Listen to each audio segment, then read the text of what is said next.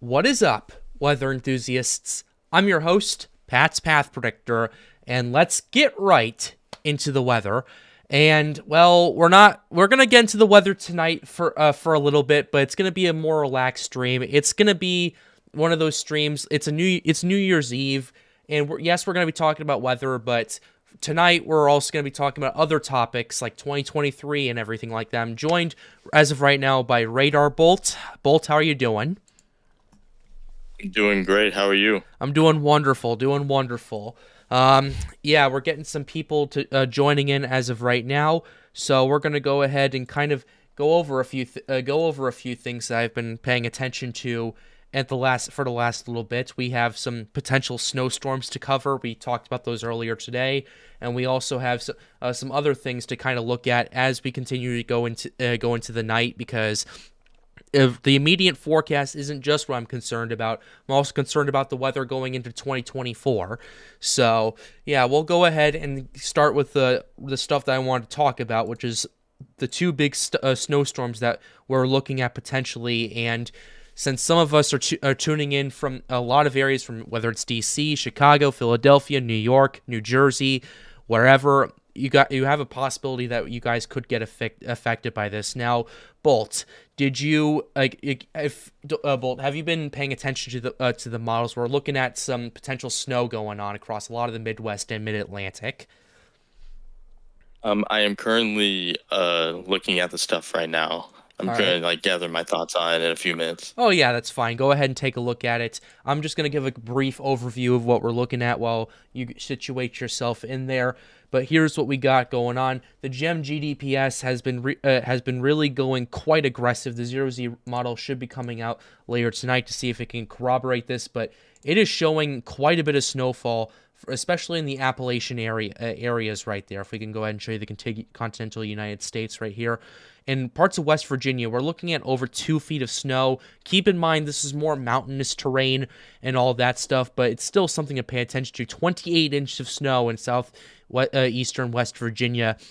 And this stuff continues all the way through Maryland, through DC, through Baltimore, through Pennsylvania, through Philadelphia, through New Jersey, through New York City, through Hartford, all the way up potentially to Boston if it gets far enough south.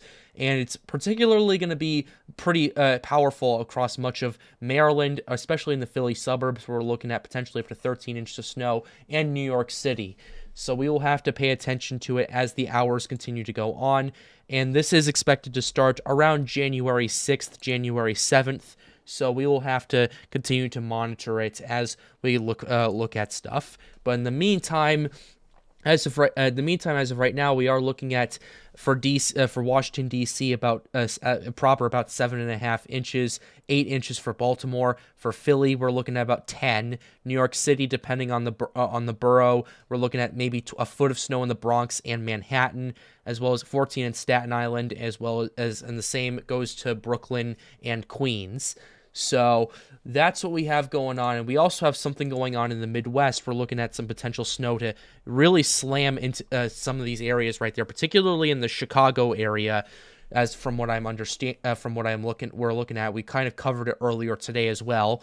But a lot of northern Illinois, we're looking at 6+ inches of snow. If this does hold out, I'm not 100% sure if this will or not, but it's definitely a very interesting situation that's been playing out. And this has been a rather somewhat consistent trend, although not really consistent when it comes to the location. It's consistent when it comes to the intensity, although what we had with the 0Z was a much further north system where basically Iowa, Minnesota, Wisconsin, and the upper Michigan Peninsula really gets buried by all the snowfall that starts around January 8th, January 9th. And then as we look at the 12Z, it's affecting further to the south near St. Louis, Chicago, Milwaukee, Grand Rapids, those areas right there in tandem with the snow that's going on over there.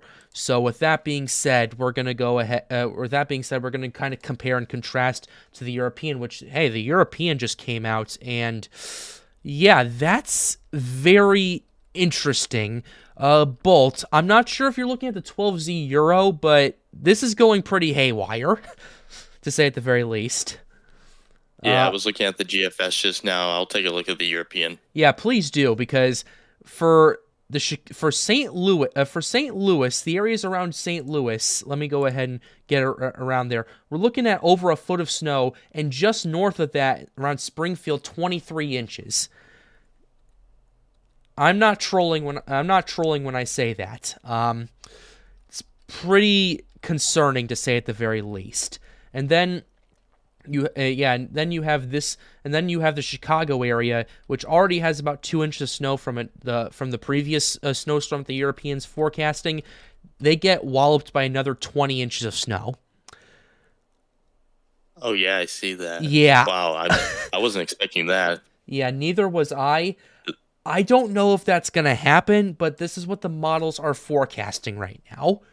This is like way different from the GFS. Oh, yeah, if we go ahead and show you the GFS, 18Z GFS, yeah, polar opposites. Yeah, I have no idea what to make of that right now. It's kind of surreal to look at this, because they're calling for 3 feet of snow through much of Kansas. Now, that's and that's just all from one snowstorm. About 22 feet plus in parts of Kansas City. About a foot of snow in St. Louis, and about 20 inches of snow in Chicago. That's absolutely crazy. If that holds, and the European continues to call for that, that's going to cause some very problematic travel issues, especially to a lot of students that are going back to school starting the second week of January.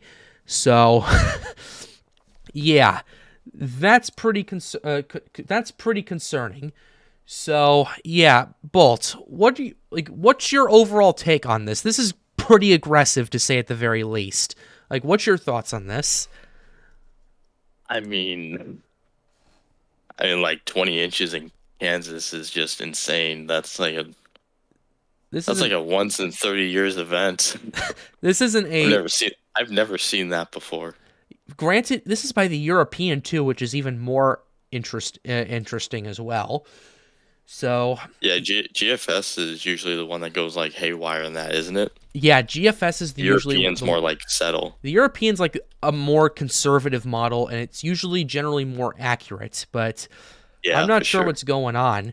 In the GFS, it has the snow, but further up to the north, and not nearly as extensive as the European. Like the European, it has 2+ feet of snow, 30 inches of snow, all the way to Pennsylvania and upstate New York, like Rochester and Buffalo. Now, given that these areas get a lot of lake effect snow, I find that kind of understandable to think about. But still, for a lot of Pennsylvania and a lot of West Virginia, Ohio, Michigan, like Detroit, Michigan is getting 21 to 24 inches of snow according to this.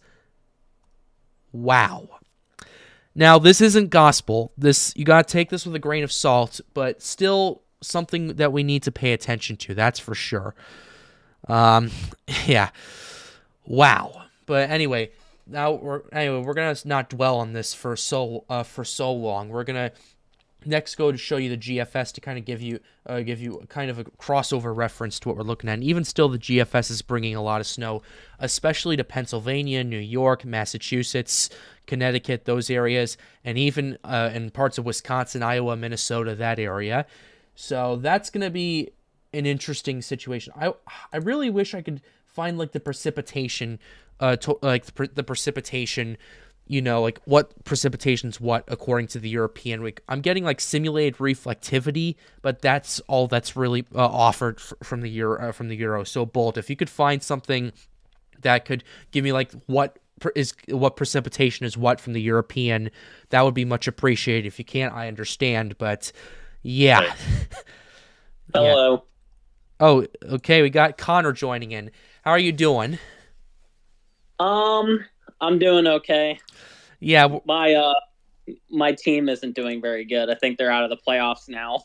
Which team is that? Yeah, I'm with you. Bengals, not Cincy. doing well. Yeah. That's kind I'm of with you, Connor. Yeah, it's kind of unfortunate. Yeah. So yeah, so that's kind of unfortunate over there. But I'm not sure if you've been paying attention to the models, Connor, but we got a very interesting situation playing out, to say at the very least. Did you check the 12Z European? I checked the GFS. So I haven't checked the European yet. Let me check it. Yeah, you gotta take a look at this. I'm gonna try not to spoil it to you for you, but let's just say from Colorado to Maine is gonna be quite crazy from the week from the 8th to the 10th of January if this holds. It's showing like a big rainstorm. Looks like. Well, not just that. Yes, it's not showing the frozen on the European. Do you have are you on College of DuPage Tropical Tidbits? I'm on Tropical Tidbits. Okay, we're on College of DuPage, so just giving you a heads up. I'm using Pivotal. You're using Pivotal. It's rain. All right. I think it's rain. I think it's rain for me though. Yeah. That's fine. Maybe severe weather. I don't know. Yeah, I'm thinking there could be some severe weather with this, but I wanted to mention that like for the severe weather, with this being in like two completely different areas on the GFS and European, that could create a lot of uncertainty. Oh, of course. About severe weather.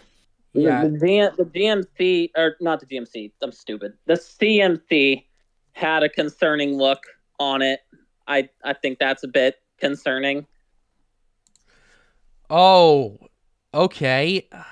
That's the Canadian model right there. We're going to pull that up for our audience. This is a 982 millibar system, and there's a lot of snow falling in a lot of these areas, but look at all the convection that's in Virginia, the Carolinas, Georgia, and even down in Florida. That's quite interesting. Kai, how am I doing? I'm doing pretty good. You made it at the beginning of the stream, so thank you for that.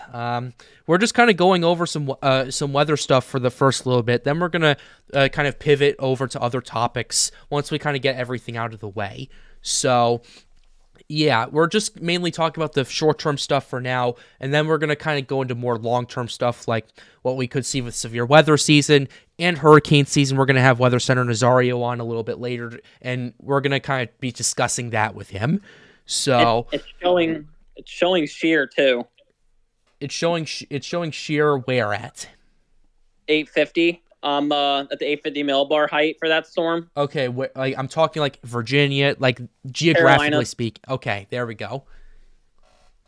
All right. Okay. So, yeah, that's pretty interesting. But yeah, wow. We're like already the thing that's pretty concerning that for me. Happy New Year, folks. Oh yeah, yeah, that's right. It's New Year's Eve. It's New Year's Eve, and we're talking about weather, and then 2023. Here we go.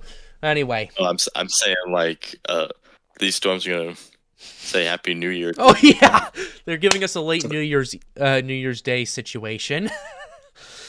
Anyway, yeah, but yeah, Connor. Pretty much like I was saying, everywhere from Colorado to Maine is getting absolutely walloped in snow, according to the European. In fact, we're looking at potentially up to 3 feet of snow in Kansas. Whoa, sheesh.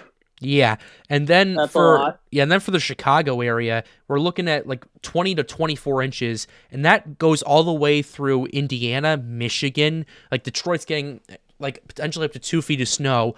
Ohio, I want to see what Columbus and Cleveland are getting. Oh, I have it up here. All right, what you got? So for the next 10 days, that would cover it, wouldn't it? Where? I have it. It's on Wendy. I have it going through the next 10 days. That would cover it, right? Yep. It shows Columbus getting 18 inches of snow. Jeez. Yeah. Oh my goodness. Cincinnati getting 16. Wow. And it gives Cleveland about anywhere from 18 to 26. Just east of Pittsburgh, though, looks to be a hot spot. Yep. Near Jonestown, 26 inches. There's some spots that are showing 28. Yeah, keep in mind a lot of these areas are more mountainous. This is what's considered the T in Pennsylvania. It's huge mountain range that goes through the central parts, part of the Appalachians. So that might have be part of it. But Philly's getting almost no snow, and neither is DC. I know Hagerstown is getting like 13 inches according to this. And New York City, depending on where you are, is getting 5 inches, maybe a foot. It depends on what we're looking at. So showing a foot for Boston, 14 inches for Boston. Yep, we're looking at that right now. And look at New Hampshire. It gets absolutely crushed in this. And now I say crushed. 21 inches. Yeah, for like 32 inches of snow in some parts. Now, a lot of this is more mountainous, so we got to keep that in mind. But still, it's quite a situation to look at. Yeah. It's showing Kansas City getting 20 inches of snow potentially, which is insane. I have 26 in Kansas City. Yeah, it depends on what side of the city. It's on this one. It's saying 20 in downtown, and then it's showing for St. Louis downtown 14 to 16 inches of snow. Yeah, and this is just from the 12Z European. The GFS doesn't have anything near this, so wow. The rain accumulations are going to be an issue too with this. It's actually showing on the Euro up to over the next 10 days on parts of the coastal parts of especially North Carolina between 3 to 6 inches of rain. Jeez, that's going to cause some flooding. Yep, and parts of Florida, like near the Big Bend, is showing up to 5 inches. Yeah, I can see that. Oh, yeah, I can see that. Yep, I can see that. This is the precipitable water from the GMGDPS I have pulled up. Parts of South Carolina are also getting hit pretty hard, like 4 to 5 inches of rain in areas around Greenville and Spartanburg. Yeah, this system is also showing a lot of wind. On the Euro, it's showing me getting 75-mile-an-hour wind gust. I'm not even kidding you. Wow. Oh, my goodness. And then it's showing at the Cape Fear, like right at the Cape, 80-mile-an-hour wind gusts. Jeez. Let me screenshot that for you and send it please to you. Send that. I think our audience would like to see that. That because you're talking all these values, but we need. But I think we'd like to see. Oh, I just got it. Thank you. All right. You'll see the premium logo's kind of in the way, but because I don't have premium, but yeah, it's fine. You'll at least be able to see it. Yeah, that's 80-mile-per-hour gusts in Cape Fear right there. That's just south of Wilmington. That's right where I'm at. Yep. Yeah, that's crazy. I really hope that does not play out the way it does. Just for the landscaping, just for the fact that it's going to generate a lot of waves as well. And it's showing the direction of the wind and onshore flow. I wonder what that's going to do with the waves and the potential surf that it'll generate. It's showing up to 35 sustained out of the southwest from the Cape. So it's really going to push that water up the Cape Fear River. That's pretty insane. But, And it's showing 11-foot waves, which is actually, honestly, with the wind like that, I was expecting it to be bigger. Yep. But let me check the wind waves. Wind waves up to 10 feet. This looks pretty bad if this actually ends up happening. Yeah, we don't know if it is, though, because this is so far out, but it's definitely something to keep an eye on because like all three of these models are calling for big snowstorms in the foreseeable future. The thing is this is sorry. No, go right ahead. Go right ahead. The Euro is showing a big wind maker for everybody. Like everybody getting like basically the entire eastern United States is getting at least at some point 35-mile-an-hour wind gust. Everybody's going to get strong wind from this is what it's looking like. Yeah, I have the 925 millibar winds pulled up and they're at 90 knots. Yeah. Off the coast. It's actually showing wind gusts from between 50 and 80 miles an hour from Georgia, South Carolina, and North Carolina, and even parts of Florida. So it's going to be an issue. That is definitely going to be an issue for there. And speaking of issues that we're kind of paying attention to, we're not just paying attention to the winter weather threat, we're also paying attention to the severe weather threat as well, Connor. What do you think is going to be happening, at least in the foreseeable future? And then we'll talk more long-term stuff. Like in the near term, like the next week. Yes, that's what you're talking about. Like these snowstorms that, like, they're going to generate some severe weather because this is a mid-latitude cyclone. From what I'll talk about those three systems just to kind of get you an idea of what we're looking at for severe weather. So the first one that's going to happen over the next couple days through the southeast just looks like rain. Nothing really that looks too big of a deal, but looks like it will have some snow on the backside for parts of West Virginia, Pennsylvania, like up in New York, like those areas near the lakes and the mountains. Yeah. Then your second system comes. The second system looks a bit stronger. That's on Sunday, January 7th. This one actually I think could have severe weather potentially. Is it showing at the 850 millibar level, wind shear up to 65 knots in North Carolina again. Wow. So that's the second system we're talking about. And it's showing for temperatures, mind you, this is a late night setup. So it's at 1 a.m. on the 7th. This is according to the GFS, by the way. Okay. It's showing temperatures of 70 degrees in parts of coastal North Carolina, like the southern part in particular. Oh, wow. And dew points showing the dew points in the low 60s, which is definitely sufficient. That's enough in January. That's enough moisture right there. Hello, nerdy weatherman. How are you doing? Yeah, I'm just welcoming more people in the audience who are tuning in.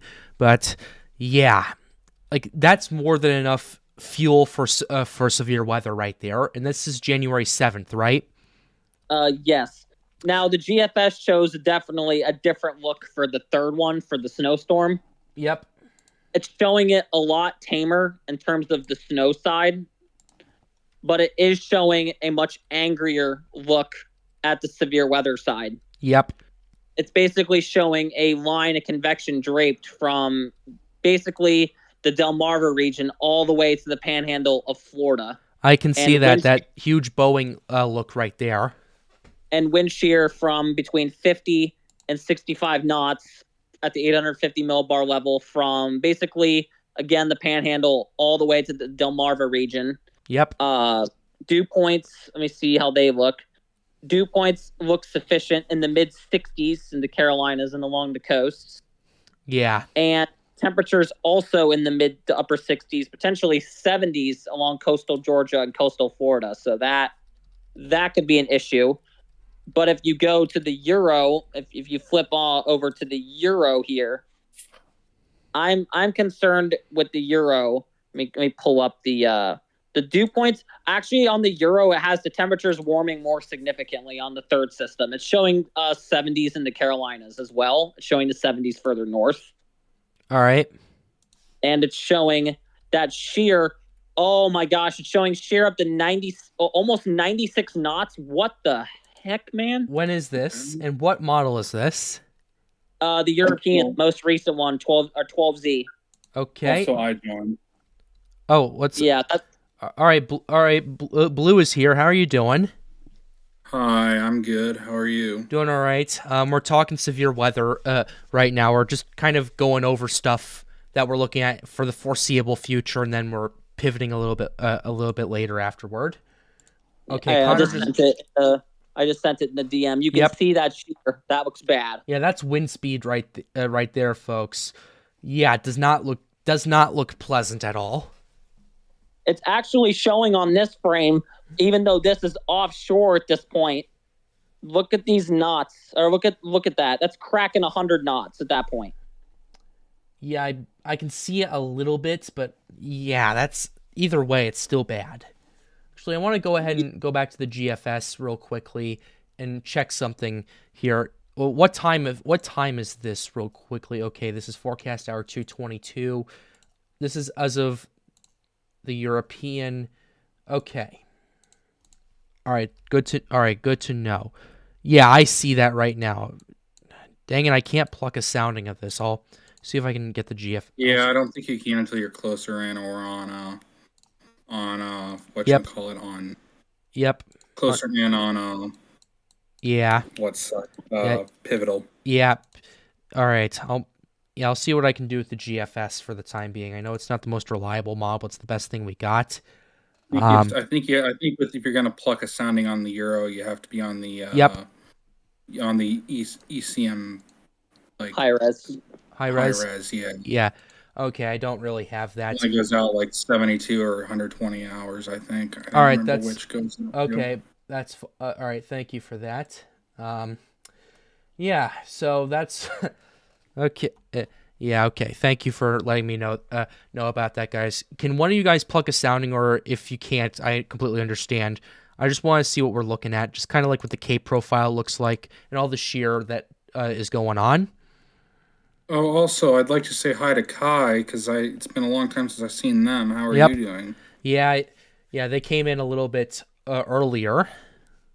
If they're still in chat, Yeah. let me Let's just say hope they come hi. back, because I would really appreciate them responding, because hey, we're all still here.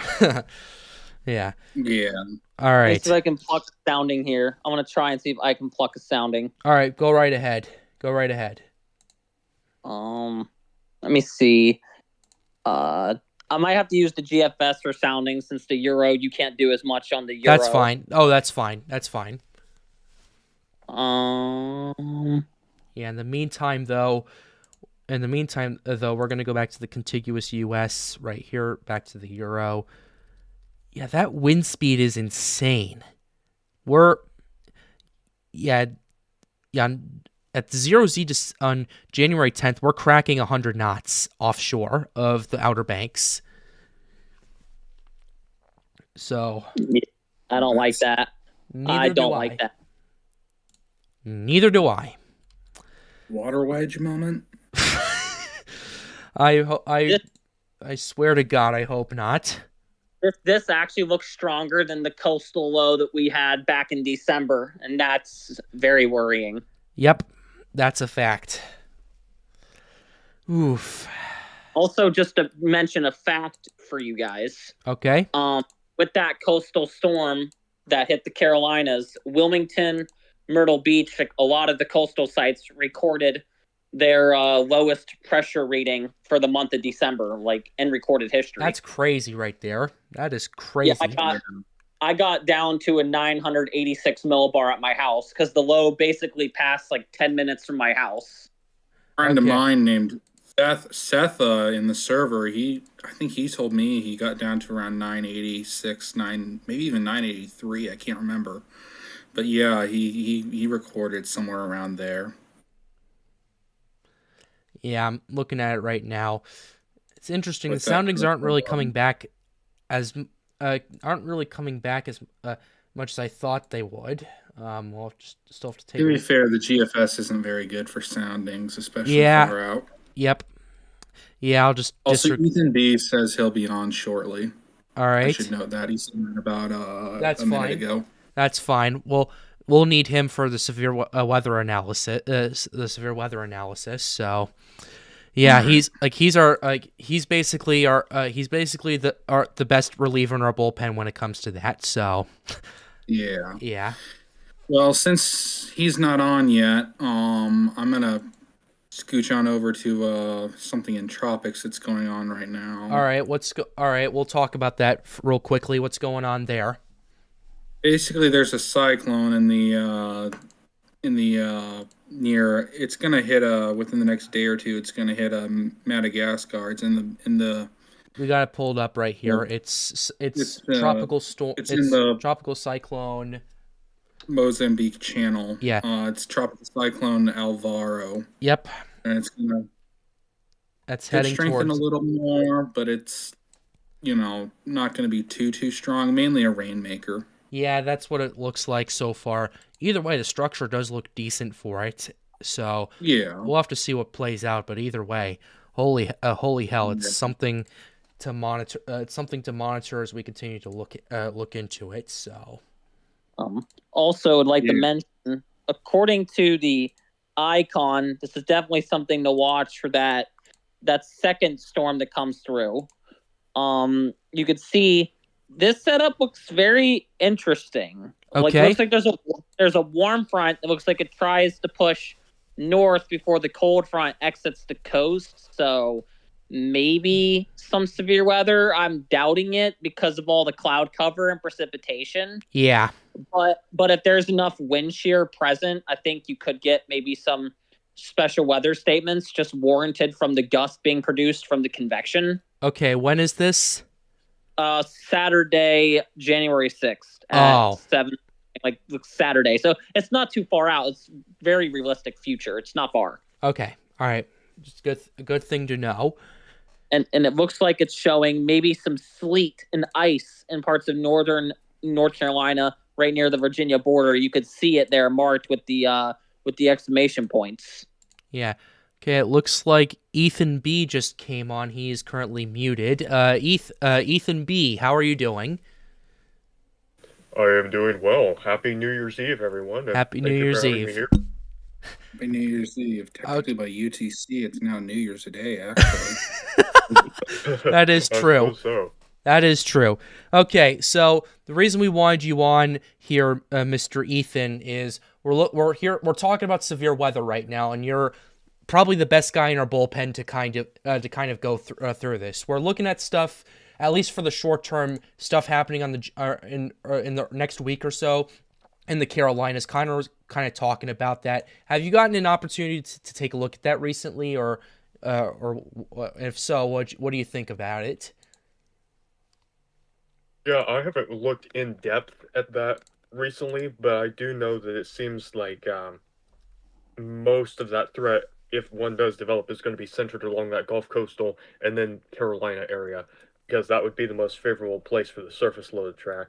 All right. All right, Connor, you were talking to us about all the shear and all the stuff that was going on. Go ahead and talk to Ethan B. Just tell him what you found, and hopefully we can get some deeper analysis into this before we move on and talk about other stuff that I want to cover. Okay.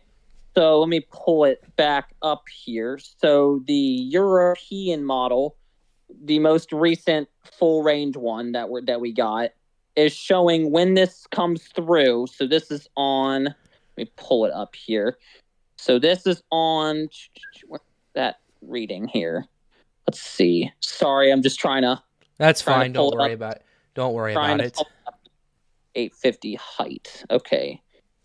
Let me just use. Oh, I'm on the wrong run. I think that's why. Okay. Just real. All right.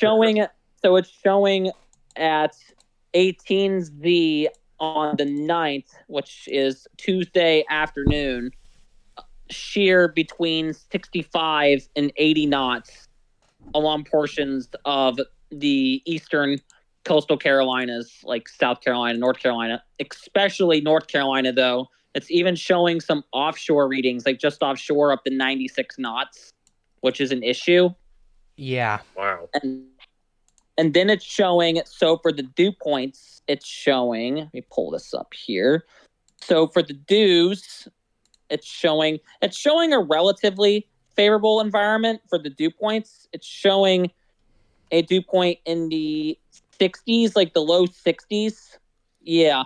Or no, mid 60s. It's showing 65 for the dew point in the middle of the afternoon, which is definitely enough for storm development. It's actually showing cloud tops on the Euro up to 40,000 feet in spots, and just offshore up to 50,000 feet. Wow. Whoa. And then that it's showing. Is unusual. Yeah. The Cape looks low, which is good, between 100 and 300. But just offshore, there's a plume of 600 to 800. So if that comes on shore, that could be an issue. And then it's showing for the winds, for the wind gusts, I am not making this up, at 6 o'clock on Tuesday, it is showing like the very far southeastern corner of North Carolina, like right where Cape Fear is, wind gust up to 75 to 80 miles per hour. Yeah. All right. Yeah. And it's showing sustained up to 40 miles an hour. More significant parameters offshore come onshore. That's going to be an issue. And it's a southwest flow. So the storm surge, there could actually be storm surge with this if that actually sets up. Yeah. All right. Ethan B, you're hearing all this right now. What do you think about this? Yeah, I think that if you do, and if I cut out, by the way, I am having some connectivity issues because of the rain. Oh, that's over fine. here, but I'm still here. Yeah, if you're talking about those kinds of parameters, there's this time of year, especially in the southern U.S. and as we head over toward the mid-Atlantic region, um, usually there's certain marginality in thermodynamics. So you might hear CAPE below 1,000 joules per kilogram, but that doesn't include severe weather, obviously. In fact, wind shear usually ends up being a compensating factor for that threat, and being at such high magnitude, it can compensate a lot. Also, we have to look at the lowest levels of the atmosphere, like 0 to 3 kilometer, for example.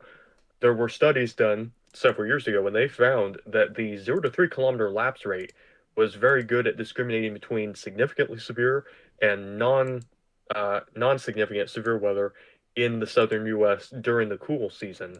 That's why it became incorporated into so many forecasting parameters aimed at these high shear, low cape situations.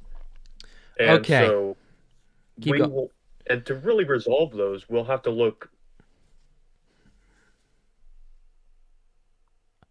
But certainly the fact that it's showing up there, even if it's offshore right now, means that if the trend continues, it might be something we have to pay attention to coming up. All right. So it's definitely something to watch, but we should also keep in mind this is like what, 7 to 9 days out.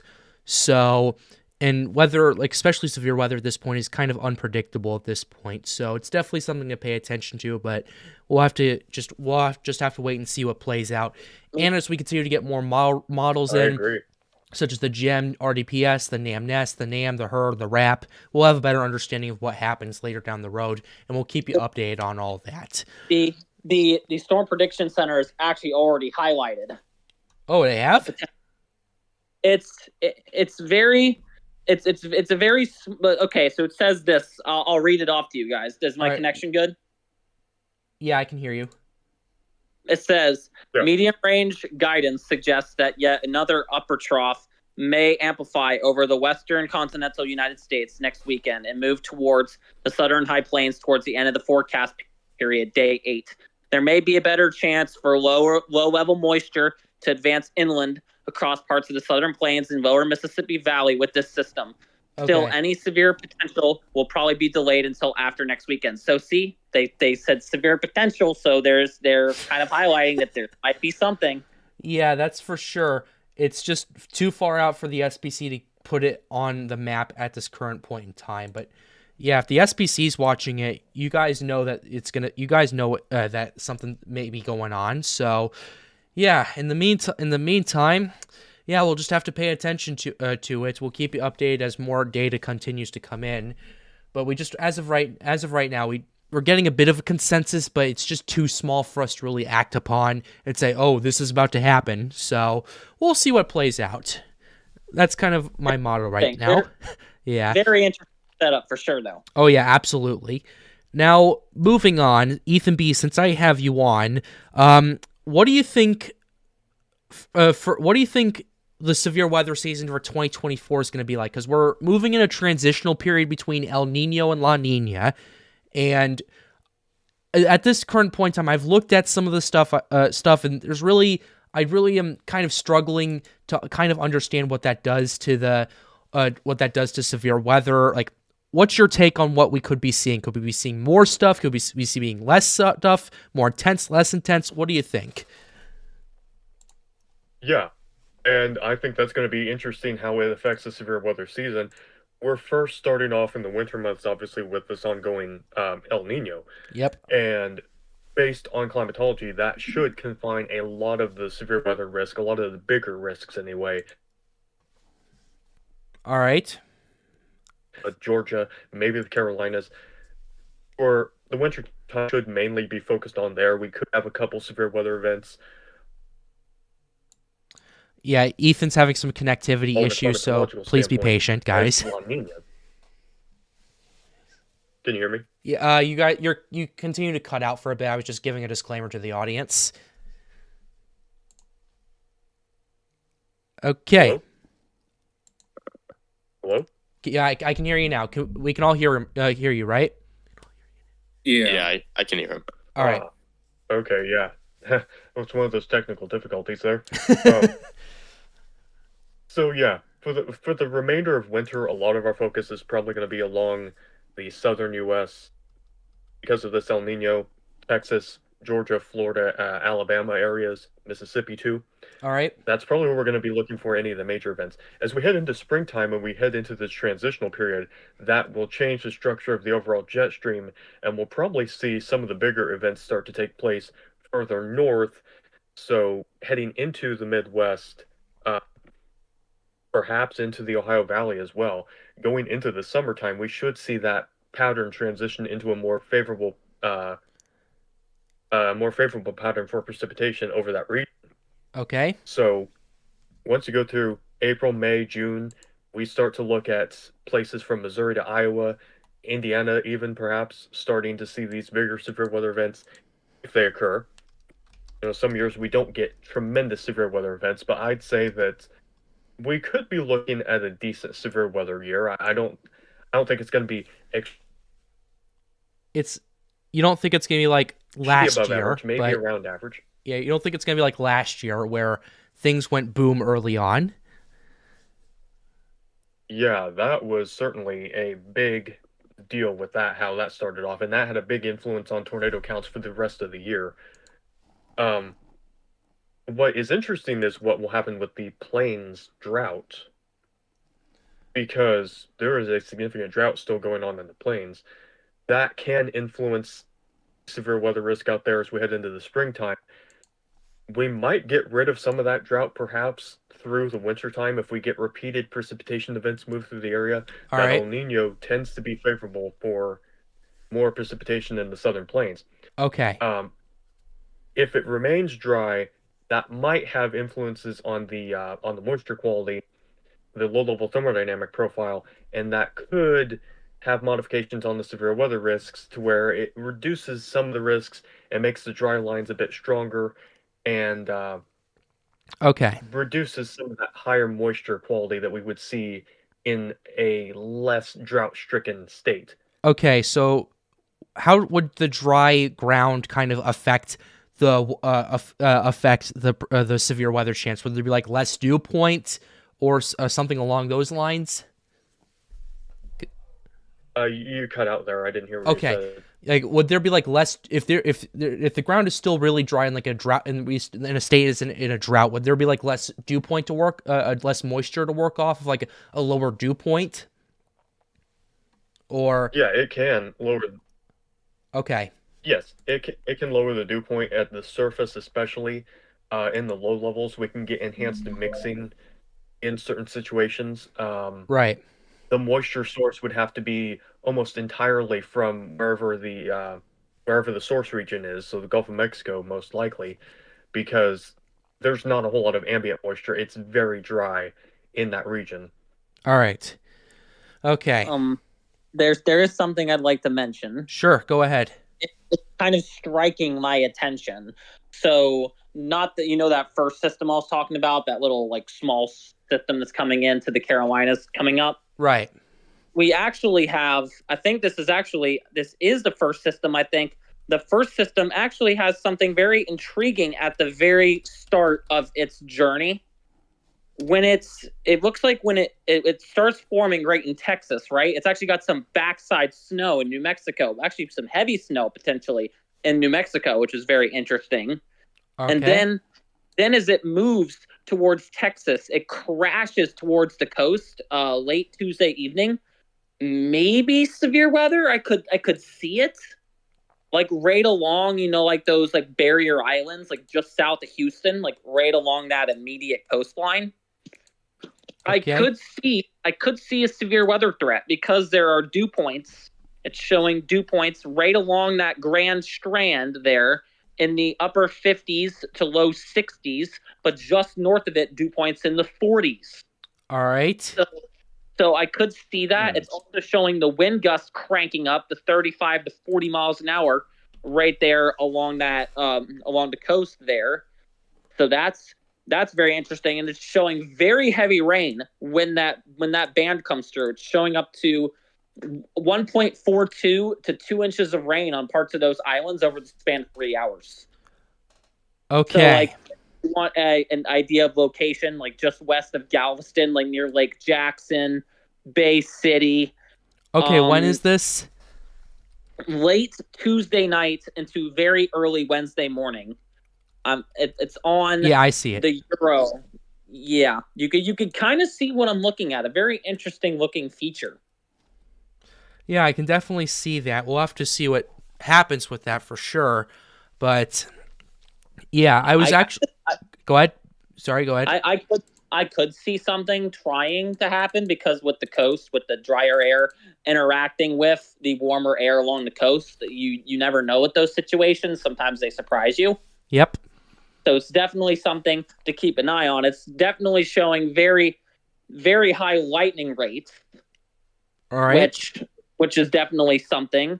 And it's showing cloud tops between 25,000 to 35,000 feet in spots. All right. Which is definitely tall enough for some of these thunderstorms to get going. Okay. And honestly, it's just going to be very interesting with what's going to happen. I mean, the temperatures don't look to be very warm. I mean, low 60s, but again, just inland and the 40s, like low 40s. So with that low 40s to mid 60s contrast, all right, that could definitely do something. And there's even potential if and I'm honestly worried if that heavy precipitation bubble shifts more to the southwest, towards Corpus Christi.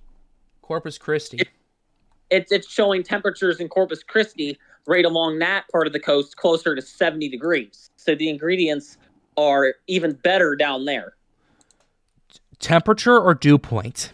Temperature. The temperature is showing just south of Corpus Christi at 9 o'clock in the upper 60s, and it's showing for the dew point, it's showing the dew point at 64, but about 50 miles or so or about, let's say, 75 to 100 miles to the west, it's in the low 50s.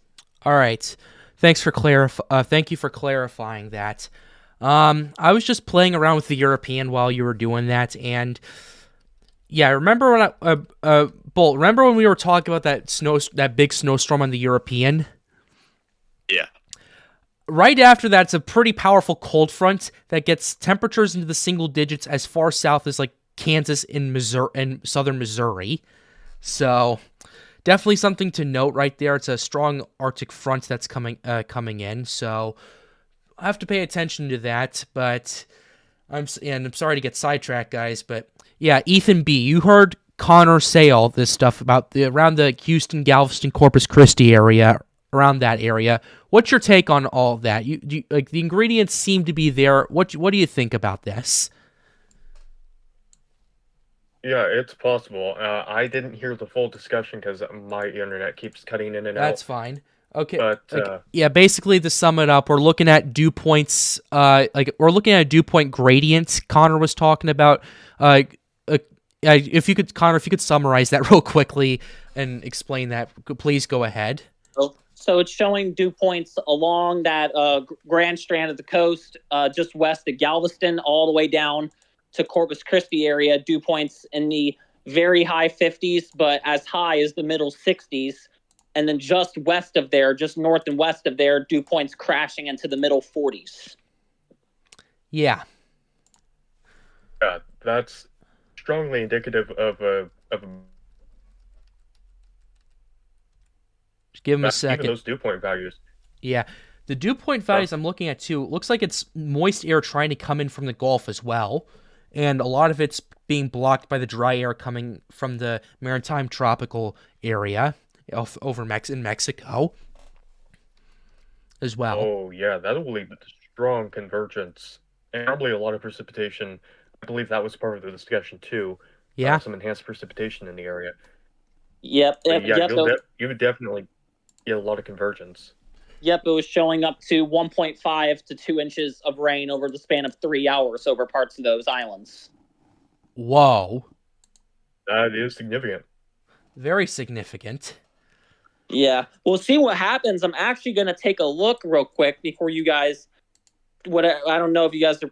Whatever topic you guys are having next. But all right. I'm going to look up on the Weather Channel to see if they're showing this, to see if they're showing the increased precipitation, because if they're showing it, then that means that kind of something is potentially brewing. Let Yeah. me see. Yeah, we'll have to look at that for sure. Let me. Yeah. Wait, So it says- what were the dates for this This storm event? this is Tuesday and Wednesday. Yeah, Okay. Tuesday. So Tuesday night, it's showing for Like Matagorda. this Tuesday? Yeah, this yeah. Tuesday, this coming Okay. Tuesday. So it's showing in Matagorda on the Weather Channel the current forecast. So this is like that spot where it's in the bullseye of the heaviest precipitation.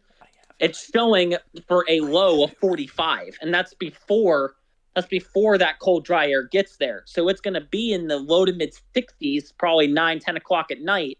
But when that cold air comes through, it's going to be powerful. It's actually showing sustained winds nearing 20 miles an hour, starting out of the south and southeast. But then it quickly switches to the northeast and then switches to the northwest, potentially gusting to 40 miles an hour. Yikes. And it's showing a 100% chance of thunderstorms in Matagorda, Texas. So definitely something. Wow. Okay. That's definitely something to pay attention to for those of you who are tuned in from the Houston, Matagorda, Galveston, Corpus Christi area right there. Yeah, I'll have to see what happens over the next couple of days and when more modeling comes in. Actually, I want to pull up if I can, I'm going to pull up the HER real quickly to kind of try and see this a little bit. But the NAM will actually cover the full scale, 60 hours. The NAM will get it. Yep. Yeah, the NAM's definitely getting it. That's for sure. It's definitely. I'll pull it up here. I'm on the regional. Here. The NAM's showing can a I lot mention less. Something real quick? What's up? So I think this is on the 8th. It shows like a decent dry line in Texas. It goes from like 20s dew points into like the 50s dew points. Which model is this? This is the European. Okay, thank you. Yep. You can actually see this is where the storms are. This is at basically, let me send it to you. This is at the 06Z timestamp on Wednesday. So this is very late in the evening. You can see these storms riding. Yep, I'm seeing it. We're showing our audience right now. Just riding that coastline there. Yep. And let me see if there's any tornadic parameters. Probably not, but it's worth just to check it. Yeah. The SIG tornado parameter, it is actually showing a potential slight influx in significant tornado parameters. They're actually just off the shore.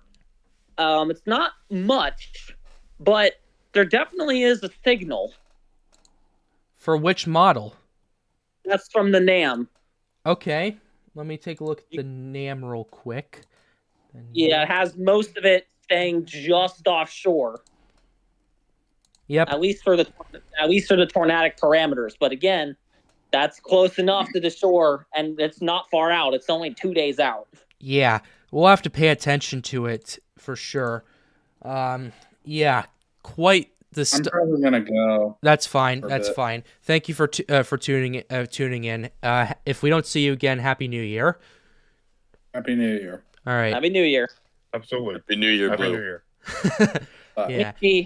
All right. Oh, it's working with some shear, guys. It's working with some pretty significant shear. I wouldn't say significant, but definitely heightened shear. In between the 40 to 50 knot range, there is definitely shear available. Which is this 850? This is at yeah, I believe so. Yeah, this is at 850. You can definitely see some shear working in those coastal areas. Yeah, I can see that too. I'm just looking at it real quick. Yeah, this is an as of what, because the thing is with this system here, I don't know what kind of severe weather it's going to bring to the Carolinas and Florida, but this is just the Texas portion. After this brief encounter with Texas, it's going to be over the Gulf of Mexico for quite a long time.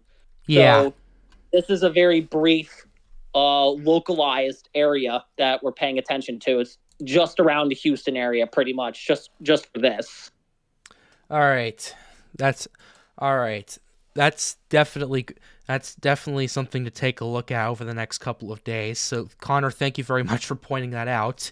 You're welcome. All right. One more thing before you go. Yep. Let's see what the NAM is showing for total rain, because it's the only convective model that's covering all this. Yep, I got it pulled up. Looks like it's showing a swath of. I mean, there's a stripe of about 1 to 2 inches, a very small stripe. But Yeah. I could see it, a very small stripe. But again, we'll see what happens with it. It looks very small. Yeah, but the NAM actually has a rain going towards January 4th in a lot of areas in Mississippi and Alabama, potentially reaching 1.5 inches of rain.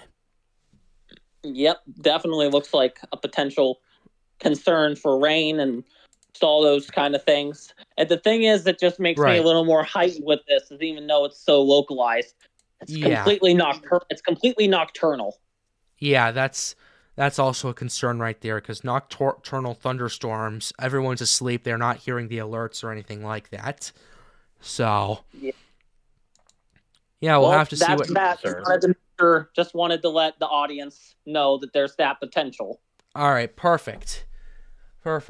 Okay, so we were kind of jumping a little bit all over the place, but hey, we're having a more relaxed stream, guys. It's New Year's Eve. This is the one day a year where Pat's Path Predictor gets to relax on camera. Okay, so we're gonna be a little bit all over the place tonight. So, yeah, absolutely. Yeah. Okay. So next thing I want to kind of touch on now is the severe weather stuff. Ethan B., back to your point, since we were talking about the potential long-term impacts we're looking at. I have the U.S. drought meter pulled up right here. A lot of the droughts in Louisiana, Mississippi, and Tennessee. But let's say this extreme drought in Iowa and severe drought in Missouri kind of gets worse or holds right there. What do you think this could do to the severe weather chances? Say it'll decrease the dew point or what? Like, what do you think if this persists, since we were talking about that earlier? Yeah, it is quite possible that they could have the impact on the low-level moisture quality. You could get overmixing, you could have less moisture, because there's not a lot of ambient moisture in the ground anyway. So as you heat that up, it's not really contributing anything to the low levels. Your only source of moisture is going to be from whatever the moisture source is. It could, if it's a dynamic setup, you're still going to get severe weather. Yeah. But we're talking about a small scale influence on the moisture quality. If it stays at present, it could get bigger, as you hypothesize there. And if so, it could have a more substantial impact. As it is right now, you would moisture issues, but still, if you had a dynamic enough system come through, you could get some significant severe weather for sure. All right, for sure. Thank you. Ladies and gentlemen, Matt has joined us tonight. How are you doing, sir? Pretty good. How are you? I'm doing fantastic. It's New Year's Eve. What else could I ask for? Anyway, yeah, we were just kind of talking about severe weather stuff that's coming up pretty shortly, as well as some more of the long-term stuff. But Matt, did you see some of the stuff? Did you see some of the models recently? Yes. Yeah. Yeah. Looks like you might be getting hit by something. Yeah. I mean, it looks like it. It's still a ways out, but yeah, it definitely looks like there's going to be a big system. Yeah, of course, for sure. Much of the country, so yeah, of course, for sure. It's looking like one of those. It looks like it's going to be one of those dual setups where we have something happen, once, and the next thing happens a couple of days later. So definitely something to pay attention to. But yeah, it's now 8 p.m. What's up? Oh, I was sorry. I didn't mean to cut you off. I was on the TWC, the Weather Channel, and on my daily forecast, it just for that third storm, it's showing 1 to 2 inches of rain expected. So it put that in there, and they added the wind logo to the rain and showing 25 to 30 sustained. So they're definitely seeing something. Uh-oh. That's not good at all. We'll have to continue to keep an eye on that as time continues to to come forth. But yeah, wow. But yeah, wow. A lot of topics covered so far tonight.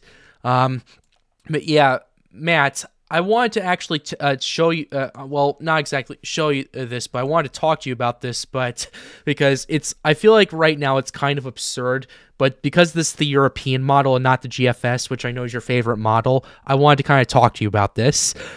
The European, from Colorado to Maine, has pretty much everyone in between getting obliterated by snow. And this is the 12Z European. At least my favorite long range model, I'd say. Yeah. But because it's definitely a crazy situation as of now. But it basically has, it looks like, from like Kansas, Colorado, Kansas, the whole way up the coast. So it's definitely going to be a big event. I think we could probably most likely, and you can never be certain, but it's looking like it will definitely be a big event. But it's just a question of now, especially, it's a question of exactly how much, as well as where that rain-snow line mixes in some areas, especially areas such as DC, because I've been looking at that, and it's like just around there is the borderline. So yeah, that's usually where it's falling. Like the GM GDPS has a little bit further south into PG County, into just south of the city of Baltimore as well, and south of Philly, and enough for New York City to get impacted. But the European pushes that further up to the north. Philly gets almost nothing. Same with Baltimore. DC gets 2 inches. So it's kind of a battleground for those guys over there. The GFS is actually even further up to the north, as a matter of fact. So we're having a convergence of something happening, but we don't know what. That's pretty much the best explanation I can give. So yeah, that's what I'm looking at right now, because I definitely agree. The GEM GDPS pushes it further south into Maryland, into the DC area. Well, like the GFS has a line mostly along the. If you're talking about, I guess, my local areas, I'm getting into those details, but along the Maryland-Pennsylvania border, and further north is really where the totals would be on this GFS, on these like recent GFS runs. But we'll have to see how things play out, because things could change a lot. Yeah, for sure. There's also right now, I don't know if you guys have seen recent radar, but there is a small system right now impacting like Ohio, Indiana, Michigan, West Virginia, Pennsylvania. It's just a whole mess of rain and like scattered snow showers, even sleet and Connor, spots. you got me to bring out radar scope, so good on you. Good for you on that. But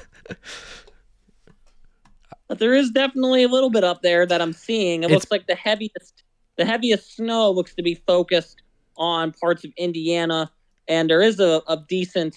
Looks like there's a decent cluster or a decent section of heavy snow, if you will, in parts of Pennsylvania. Some heavier snow squalls. Yeah, I'm looking at that. Like, basically, this is a mix of everything at this point. Look at the Cleveland radar on my. I'm gonna go ahead and share this for you. Go ahead and share this for you guys in the Discord chat. But take a look at the Cleveland radar for you guys right here. Take a look at this. Hello. What's up? Hi. Yeah. Here. Yeah, take a look at, like, this is the Cleveland radar right here. This is a mix of everything right here. Look at this. Yeah. Wow. That's why I brought it up. That's both like crazy. That's like crazy but beautiful looking. Yeah. Like it's like a child drew on this, but anyway. Exactly. Yeah. Look. This is the radar outside of Pittsburgh. Yeah, it's the radar outside of Pittsburgh. This is in center Pennsylvania. West Virginia seeing something. If we take a look at the South Bend radar, it's mainly snow. Yeah, and the Detroit radar, it's a mix of everything as well, albeit light edition. Yeah, I'm just okay. So Yeah, come on. I'm just having fun. I'm just having a little bit of fun with this. So please forgive me, guys. I was going to say, what did I join into? You joined into us looking at basically what I think are either A, real radar images, or B, children drawings in radar scope. That's pretty much what we're looking at. I think I found my. And I think I found my new wallpaper. If this is real, look at this. I mean, this is some pretty heavy sleet and ice. So hold on a second. Let me go ahead and there we go. That's better. All right, just getting it connected for everyone at Storms United. So anyway, yeah, okay. If you zoom in to like the very northeastern section of Ohio and here where York, Pennsylvania kind of converge, there's some heavy sleet there. Actually, some very heavy sleet in spots. Yeah, I'm noticing that as well. I want to check the DBZ reading on this. 25 DBZ of mixed precipitation, 31 of mixed precipitation. That's a decent amount. Yeah. I'm not sure if this is just the radar being the radar or if this is actually falling on the ground. But it seems like after cross-checking the radars, it looks like it's there. Yeah, it definitely looks like it. And I'll actually look up the town there that's most in the middle of that sleet and see if it's saying that it's actually sleeting there. Turn on it says wintry mix. Wintry mix the rest of the evening, all the way through the overnight. Do not travel in that. Go ahead, sorry. I do think some of the locations that are really, really close to the lake, because the lake is warmer, I do think some of the immediate lake locations, it's probably more rain. Yeah. But just south of the lake, I think where you get a little bit more of that colder air influence, I think there's definitely sleet. All right. But the one spot that I'd like to mention with the precipitation is right near Harrisburg. Do they have a radar or is that State College? State College, Pennsylvania. If you look towards Harrisburg, oh my gosh, yeah, I gotta show this. Some of this snow is really heavy. It is? Look at these little pockets here. I mean, this is really heavy in some of those spots. Right there, those couple snow showers right there on your left. I mean, there's some pockets there. Okay, this is the State College. Right by Oh, King, yeah, I see it. Never mind. Yeah, I see it. Yeah, you said Harrisburg. This is Harrisburg over here in Dauphin County. Go a little bit further to the west near Johnstown. Yeah, that looks pretty heavy there. What's the snow on this? Quick band. 45 to 41. 44.5. That's heavy. Very heavy. Very heavy. And for those of you who do not know what DBZ is, it's basically it's hard for me to really explain it, but in layman's terms, The higher the numbers, the harder the precipitation is falling. Exactly. Pretty much. Yeah, there's also a bunch of other mumbo jumbo about the flake size as well, but I'm not going to get into it because this is not a stream about a severe weather event. So, yeah, we're just not yet. Anyway, well, not yet. We're just having fun tonight. Come on, we're just having fun. So I respect that. Yeah, but in all seriousness, though, if you're tuning in from Cleveland, I would recommend against travel. I really would, unless the temperature's like 35 and it's not it's warm enough for the roads to sustain. But looks like Cleveland's actually doing okay. Like downtown Cleveland, for example. Yeah, same with Akron as well. But just in between Cleveland and Akron, like just to the east of there, looks like snow and sleet mix. Yeah. Let me see here. Let me pull this back up. Cleveland radar. Closer to Toledo, looks like there's more of the issues. Like Sandusky, it's actually sleeting near Sandusky, it looks like. Sandusky, okay. I know. Mansfield, it's snowing. Yeah, I see it. And then the northeastern part of Ohio, like right there, as I said, near the border of Ohio, Pennsylvania, New There's York. a lot of It's sleeting. sleet. As of right now, as I said, Cleveland looks like it's doing okay. Looks like it's raining in Cleveland. Yeah. But just east of there, there's definitely sleet and even snow. And west of there as well. Cleveland's basically surrounded. Yeah. But that warm air influence from the lake is really helping Cleveland stay warm enough. That's good news right there. I'm just checking the Cincy radar right now. And yeah, it's really light snow in a lot of those areas for sure. So yeah. Yep, looks very, very light in those areas. Yeah. There is a heavier snow shower just north of Columbus, though. Yeah, I see that. It's working its way north towards Mansfield. Yep, that's for sure. That's for sure. Yeah.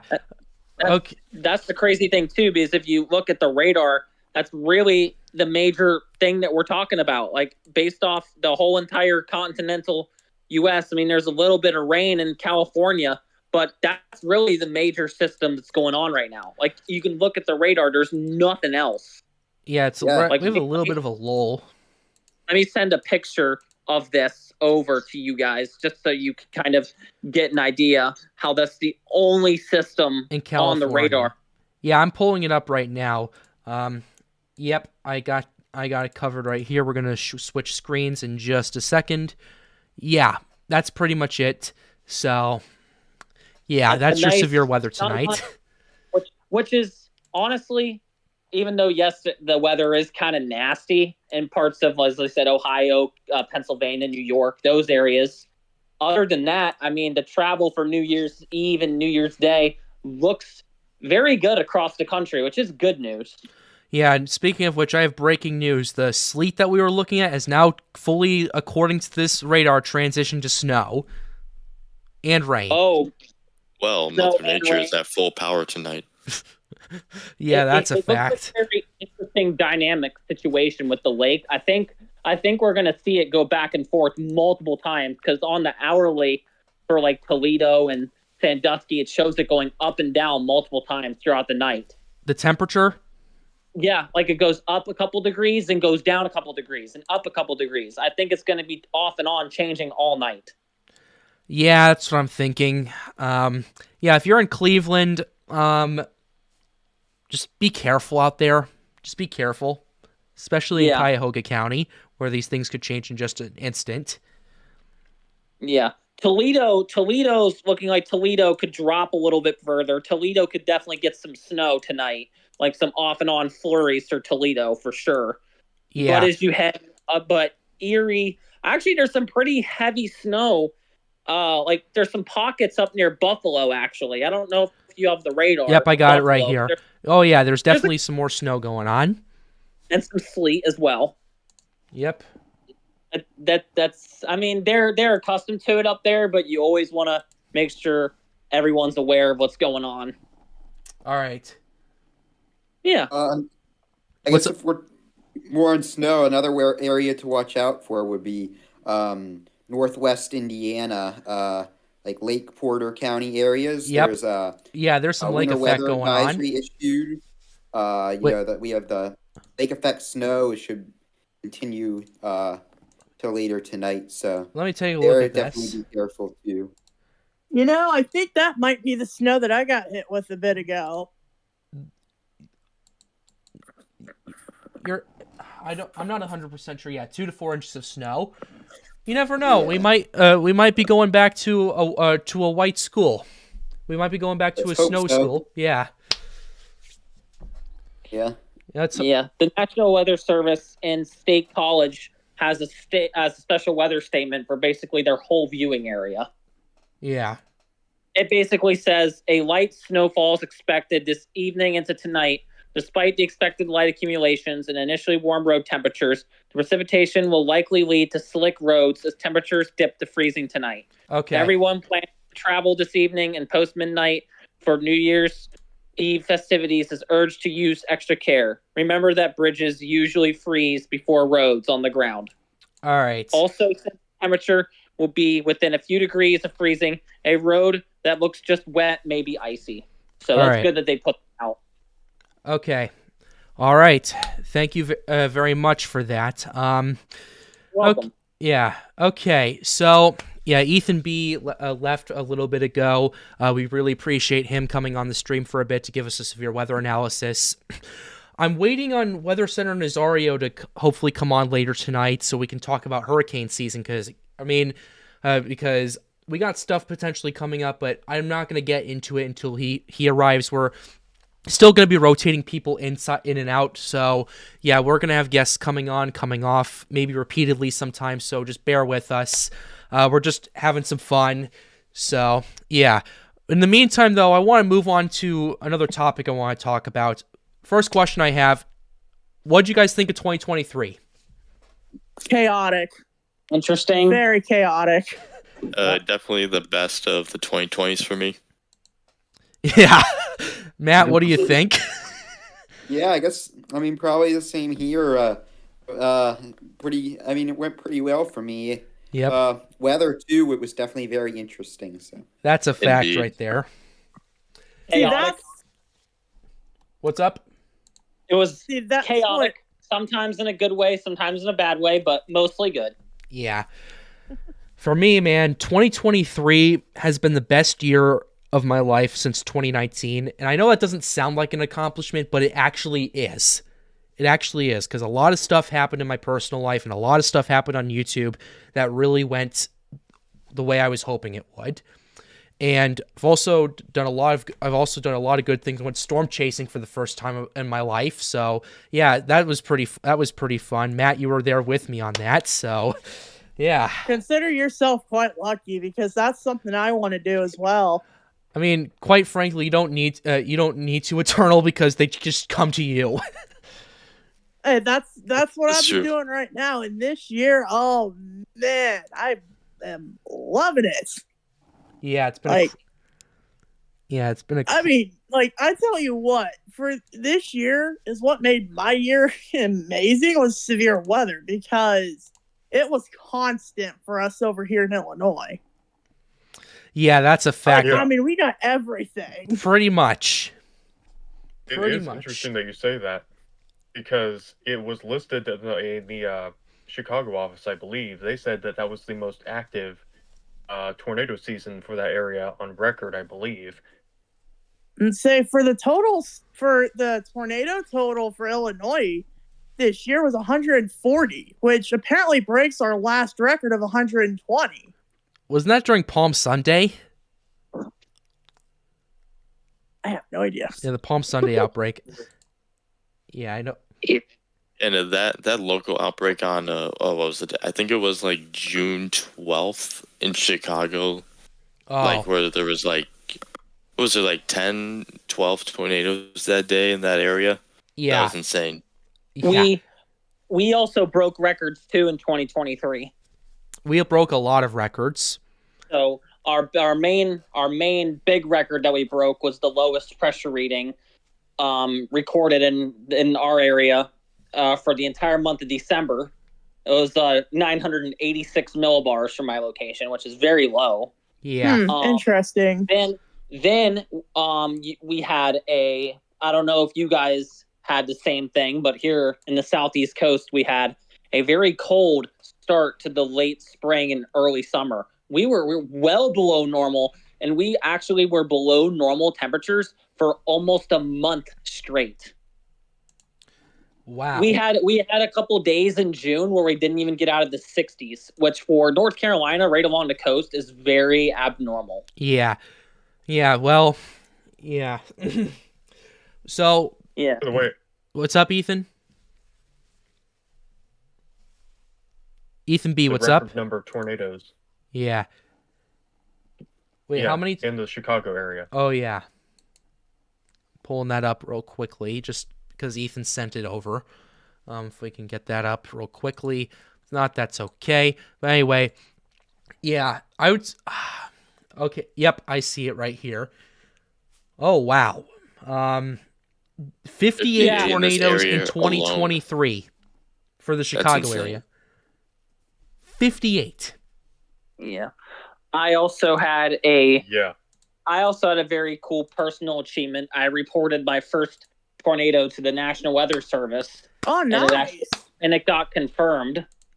Yep. It was during Tropical Storm Idalia. We had an EF0 come through. I reported it. I was like, yeah, there's a small CC drop there. It was in my neighborhood, so I went to check out the damage, and there were branches everywhere. If you want, I can actually put it in the chat. I still have the picture from that tornado. If you want to send them over, go right ahead. We can take a look them over. We can take a look at them, show our audience as well.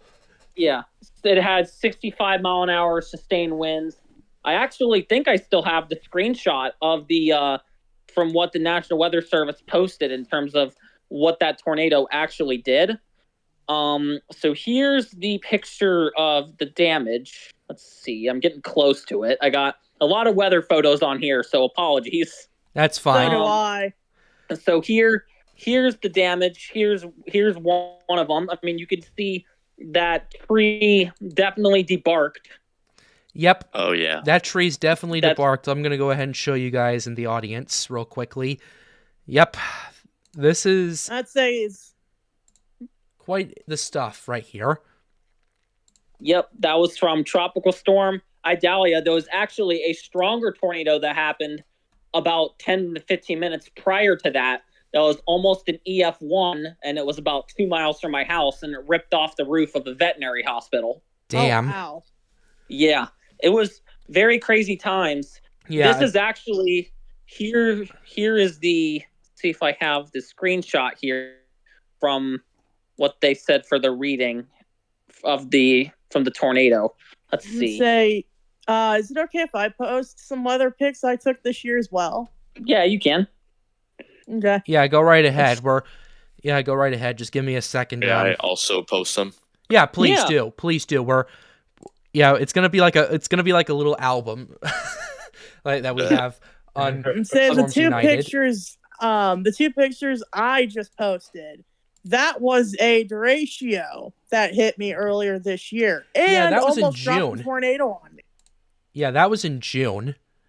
Yeah, it was. It was June 29th, Yep. to be exact. Yep, it barely missed where I was. Yeah, and then... and it decided to slam into me. Yep, and then the next day on June 30th, lost power for 10 hours, which sucks on its own, but it sucks even more considering it happened at 10 o'clock at night, and I had to sleep through not having to deal with that, so... Hey, it happens. Hey, consider yourself lucky because right after that derecho hit, I had no power for 12 hours. Wow. It was, and I still have damaged trees afterwards. Yeah, that's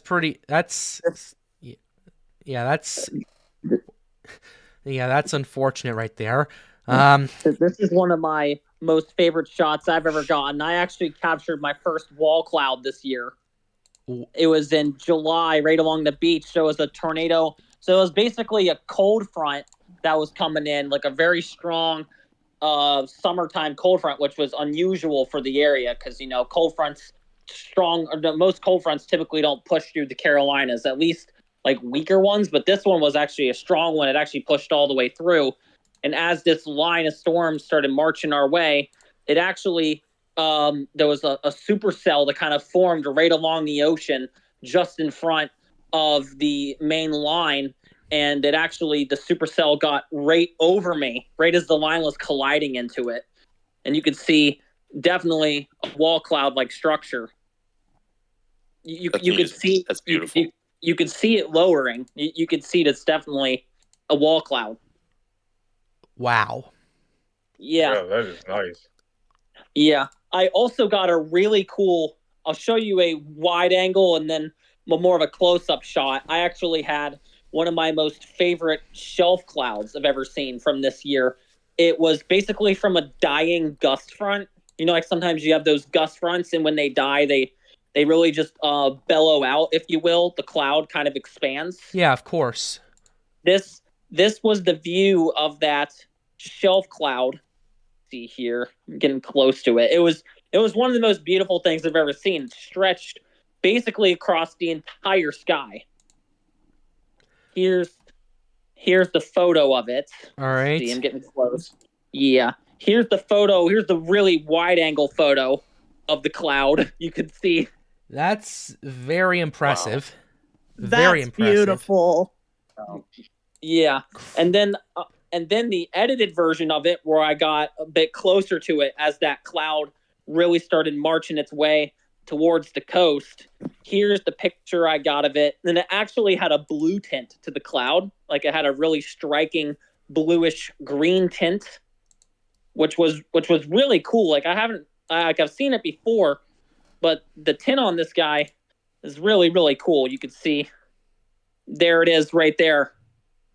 Absolutely gorgeous. Quite. This is wow. That's a very impressive shot. Look at all the white caps on this too. Oh yeah, the winds were gusting before that cloud came in. Even in front of the main gust front, the winds were gusting between 25 and 30 miles an hour. And as the gust front came through, gusts got close to 50 miles an hour. Yeah. Wow. Awesome. Absolutely insane. Yeah. That's quite the extravaganza we have right here. Yeah. And I also had a lightning shot from earlier this year. I figured I'd show you since it's a short video. My wife was filming in the car. Well, obviously I can't film while I drive. Oh yeah. I was about to say. Thankfully, my wife is a passenger. She got this epic clip, and I figured you could probably show this to your audience because this is one of the cleanest plowed the ground lightning shots. This is probably my best shot I've ever gotten, but I have not seen many shots that are better than this. Oh, wow.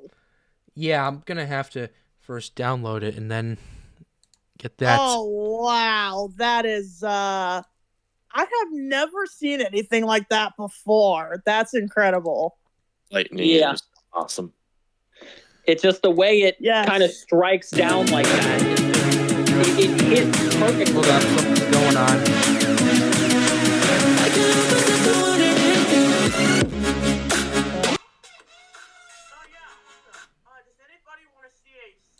Supercell pic I took a couple years ago. Yeah, sure. That'd be pretty great. Oh, First one that was ever, the music too. of this thing. Yeah, That That music- scared me for a second. I'm sorry. Okay, Yeah. I'm trying to figure out a way to. Okay, open with.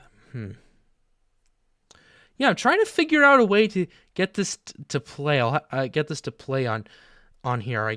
I'll have to figure it out, but still. Yeah, if it doesn't play, I think I have a screenshot of it, so you could at least show that.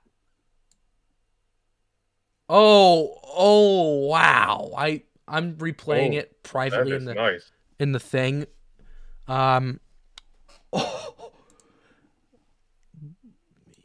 Okay. Yeah, trust me, I'm Actually, speechless as you know what well. we're gonna do? You know what we're gonna do? We're gonna do something a little. We're gonna do something a little. Something real quickly, and we're gonna go ahead and do this real quickly, and we're not gonna post it or anything like that. But basically, I'm showing the audience right now. Like I'm uploading it like to Twitter, but I'm not gonna post it. But I'm just doing this so that way everyone could see it.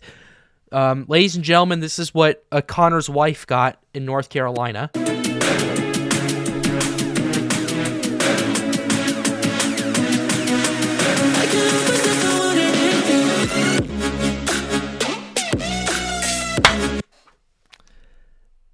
Wow. It was a perfect cloud to ground strike. I mean, and it was The structure of that was amazing. Yeah. Wow. I mean, and you could actually kind of see as it's striking down, you can almost kind of see a shelf kind of formation cloud behind it. Yeah. Because we were driving west towards a big precipitation bank, a massive precipitation, line, a convective line. And that was basically, the strike was just right in front of the leading line. Yeah. It was so cool. Yeah, I love but how it goes through that cloud I will layer. tell you something. It got really sketchy driving into it because that was the only way that I could get home. And the rain rates were just absurd. Like I was driving through DBZ reflectivity up to 65. That's impressive. It was scary. And the ponding was all over the roads. I couldn't even see the lanes. I couldn't see what the turn lane was or the right-hand lane was, but I knew right was right. So I parked into a parking lot and waited for the storm to pass because I'm like, I'm not trusting this. Yeah. Wow. That's Anyways, check out the pictures I posted. yeah. I saw more of them. That's What you think? That actually is a pretty good structure. That almost looks like it's trying to actually really lower and almost turned into something. Looks like. Which one? The one I posted? Yeah. Yeah, the first one looks really good on structure, as well as honestly, all of them look like they tried to turn into something. Yep. See, the funny thing is that first when I saw that, I'm like, what the heck is that? Because in that first image, I thought that was a funnel. It does look like that. Yeah. And then in the second image, it also kind of looks like a funnel, but like it's getting that more of that supercell structure. Kind of looks. Yeah. Yeah, And then I the can last see that. three, yeah. I took those in 2021, just to clarify. That's fair. Yeah. I also got this. I was wondering if there was. Let me see if I got the picture here. I went storm chasing. This was early in 2023. This was in January. This was a couple days after 2023 had started. But you could see this was taken from the passenger seat. My wife got this again. I think I've seen that before. You can kind of see on the left-hand side. It looked like it was trying to turn into something. Do you see that? Like, kind of looks like... Yeah, it does. A little bit of a lowering What there. happened here? Well, what happened here? Connor, what happened to all the trees? I don't even know what happened there, but I guess it was probably some field. They're probably clearing them for building. That's what it looks like. It looks like construction. Okay, But I was look about at to that. say. You can really see that little, almost looks like looked like it tried to become a little microburst there on the left. You can kind of see it dropping yeah, down. I can definitely see it. I'm zooming in on it real quick. Also, Wow. just in case you haven't seen these, this was taken more recently. I don't know where this came from, but I was keeping a close eye on it because it reminded me when it first started developing. When I noticed it, it looked like it looked similar to that Nazario I got like months ago. I was keeping an eye on it, and yeah, that occurs. That's pretty wild. Fair. Yeah, very impressive looking shelf cloud right there. I'd say that probably one of the best ones I've taken this year. Yeah. We got a sunset here actually about 2 to 3 weeks ago that had some of the most vibrant reds that I've ever seen. It was all red. Like the entire sky, like it was raining. It was raining and there was the smallest little sliver of clearing to the west where the sun popped out and it illuminated all the clouds red. Oh, wow. Let me see. Yeah, I think I got the What's going on? I think I got the picture here of it. Yeah, it's in my favorites. This is one of my favorite pictures I've ever taken. Just all red. Wow. Wow, that sky is on fire. Oh, This wow. is why weather is The world ending, This is why Connor. weather is so great. And the thing is with weather too is sometimes you see things that are just odd. Like I have a picture from a year ago and I saw a rainbow that was just completely surrounded by blue sky. Yeah. Here, Dark here's Steve, you're gonna see that. Also, Sakura, hello, welcome to the stream. We're doing this right now. If you want to come, if you want to come join, I tried to send you a friend request. I guess it didn't go through, but okay. Yep. Wait, who are you talking to? Sakura the Thunderbolt.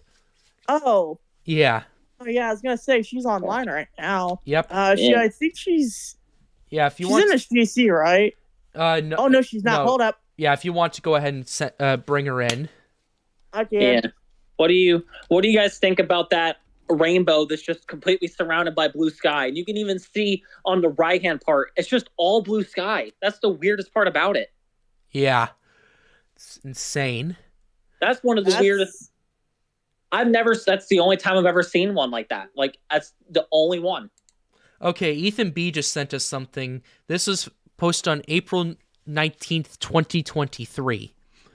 That's very gorgeous. That's a double lightning strike right there. Yes, indeed it is. Anyway, people. Whew. There she is. There she is. There. Welcome on. For the last time in 2022, I am off of work. You mean 2023? Wrong year. Oh, actually, all right. I have a picture that. So remember, Pat, when I told you about the wildfires that we had? Yeah. That big wildfire that was like 8 miles from me, and it was like it actually had pyrocumulonimbus. Like, it actually had a structure on radar scope. I have the picture of the pyrocumulonimbus cloud from my house because I had a view due north of it, and it's probably, I'd say, the most insane thing I've ever seen. I have the picture here of the pyrocumulus cloud, or pyrocumulonimbus. Yeah, I have it right here. Let me see. Yeah, here it is. You can see. Just look at that thing. Yo, I think I remember seeing this. This looks like a volcano explosion right here. It does, yeah. Sweet Jesus, that is. Yeah, I have no words for that, right? And the scariest thing is it had a DBZ on the radar and parts of it up to 55. That's like comparable to, like, let's say large hail, ain't it? Right? Yeah, it was raining, basically ash, and there was lightning. I could see lightning at times. Jeez, wow. Actually, that's like crazy. And we actually, when I was driving, my wife got this shot out the window. We were like 2 miles away from the fire. We did not realize that we were that close. But here's a picture of the sky. It was like yellow. Yeah, I'm going to see if I can find something real quickly, because there's something I want to show as well that kind of deserves a little bit of context, but it's also insanely cool. Yep. You can see the yellow skies there. I mean, that is just threatening. Oh, that's cool. Also, this one right here. Amazing. Yeah, it looks nice. Dude, it looks Matt, like you know what this is? No, I do not actually. Yeah. It looks like a cumulus cloud that's trying to turn into. It looks like it's trying to build up, but there must be some sort of wind shear and that exact level that's just strong enough to kind of blow it off. Capping. Hey, Matthew, do you know what this is? We saw this on the trip. We saw it on the trip. It's a Peleus cloud. What? I didn't know. Yep. That's cool. A Peleus cloud. I ain't never heard of this. Is basically when the cloud reaches the cap, and that's how you know the boundary. As soon as, really cool. Like, you can see for a split second. And this was taken in Texas right here. You can see the boundary because of this thin little layer right here. Do you guys notice that? I notice it. Yep. As soon as it breaks through that layer, well, it's convective city. And the day I took this was the day we came close twice to seeing a tornado, although it was the last one. Then the white. This was in. This wasn't Pampa. This was, trying to think. It was the town that got. It was the town that got hit. It wasn't. I'm looking on it. New Boston? Was it New Boston? No, not New Boston. It was Perryton. I know it was. It was Perryton. Perryton. Yep, Perryton. We actually were there 3 weeks before it got hit by that powerful tornado. So, are you talking about the one that happened this year? Yes, in 2023 in Perryton. Oh, wow. Wow. Yeah, I was there. Like, Matt and I were there 3 weeks before that. Wow. I also have a question. I don't know if Sure. I'm sure you guys have a good answer. I Yeah. know this is definitely a cumulonimbus cloud, but it looks like there's a lot more going on. This was one of my favorite storm shots I've ever gotten from Oak Island, from the beach that's right by me. There's a lot going on. Okay. Oh wow. Looks So like there's a just lot one- going on too. Like Yeah. just kind of insight, like what's going on with that storm, kind of in a way. I know you guys are a little bit smarter than me when it comes to that. So Well, not me. Hey, Matt, can you answer this Yeah. at all? Looks like a lot going on. Yeah, I mean, I'm sure the cumulonimbus cloud. Probably, it looks like in the upper levels there's probably some like stratus clouds. Yeah. But yeah, I can't there say some, for sure about is there everything. some Amatis clouds kind of in that middle there? It kind of looks like it. Yeah. You Yeah. can kind of see it. And then that upper part, you can really see how it's blowing off. So I think at least what I'm thinking is there's a lot of wind shear up there. You can really see how it's blowing off. Yeah. That's I can what see.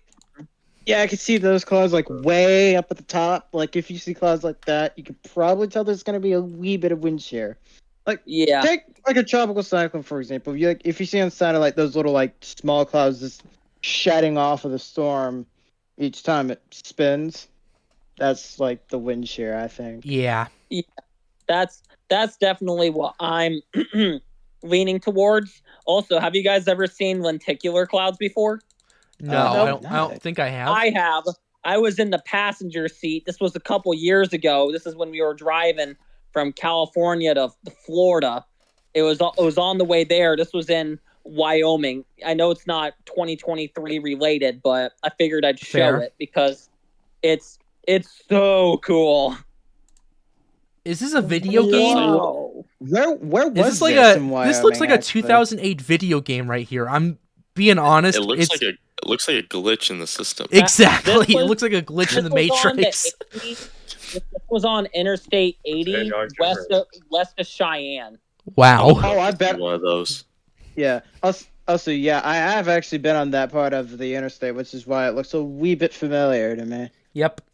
Yeah, I they have- get Also- a lot of lenticular clouds up there. Like, if you're gonna go looking for lenticular clouds, go to Wyoming, go to Colorado. The Mountain West is a hot spot for them. Wow. Mhm. All Very right. impressive. Hey, Very may impressive. may I share a picture? Oh, sure. Yeah, Go sure. ahead. This is like, I don't know what this is, but like, Oh, I that's saw it. really cool. Whoa! I had to take a picture. That It is a looked ultra cool. amazing.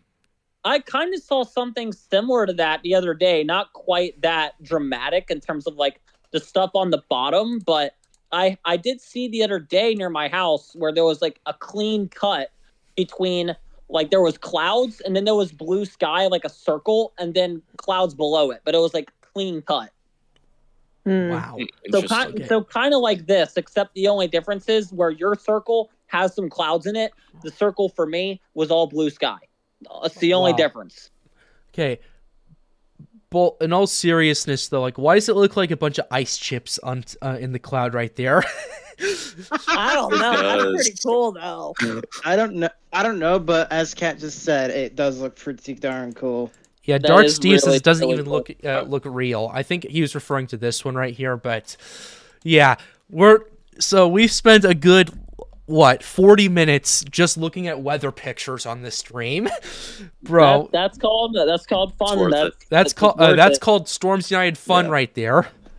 Hey, it's Yeah. all worth it. So, I don't think we've reviewed the tropics in 20. Actually, no. Did y'all review the tropics in Not 2023? so far? not yet. No, we're waiting on Nazario to get Okay. in here for that to happen.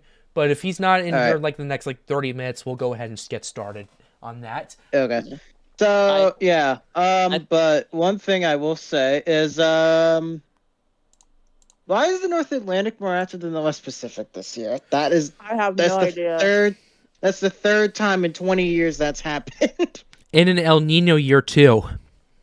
Yeah, in an El Nino too. Not to mention too a Cat 5. Yep. That happened. Mother Yeah, Nature's Note to drunk. everyone here: Yeah. unless I'm needed for something in particular, for something coming up here, I'm gonna have to be headed out. All right, pretty that's fine, soon Ethan. because- That's fine. That's fine. We're pretty much going to be done. Well, not done, but we're done talking about severe weather stuff or anything like that. We're just mainly messing around at this point. Cause, Yeah.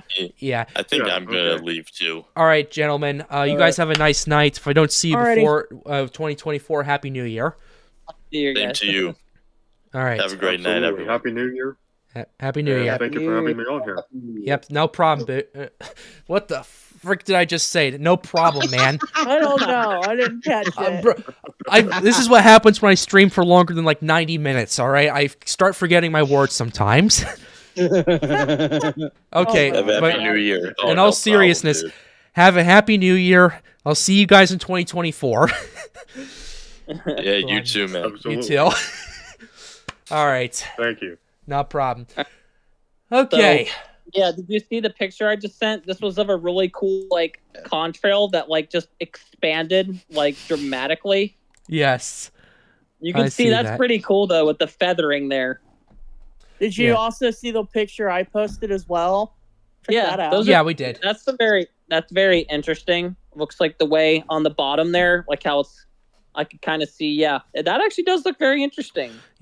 Dark Huh. Steve's Some really asking, are nice we going weather to say photos, to be anything fair. about the Caribbean waters being untapped in 2023, in all of 2023? Yeah, we're going to talk about that in a little bit. Actually, if you guys are okay with it, we can talk about it right now just for a little bit. While we're I was actually gonna post a couple of screenshots. yeah, if I you have took some of pictures, go ahead and send them in. I'm just going to go ahead and briefly talk a little bit about that. Oh, I do see what you're saying. Yeah, temperatures are still in the 80s. Yeah, so basically what we're looking at, and this is a disturbing trend. I really hope Nazario comes on pretty soon, but this is what we have. Here's the global sea temperatures just for context. I'm going to stream this to you guys so that way you guys can see this too, but Perfect. this is what we got. And across the MDR and the Caribbean Sea, 28 degrees Celsius. 82, that's 82 Fahrenheit for those of you who do not know. Oh, for the And love of the I- gods. I think the reason why we're seeing this, and I have a really good hypothesis for it. I don't know if it's the reason, but I just hear me out. Sure.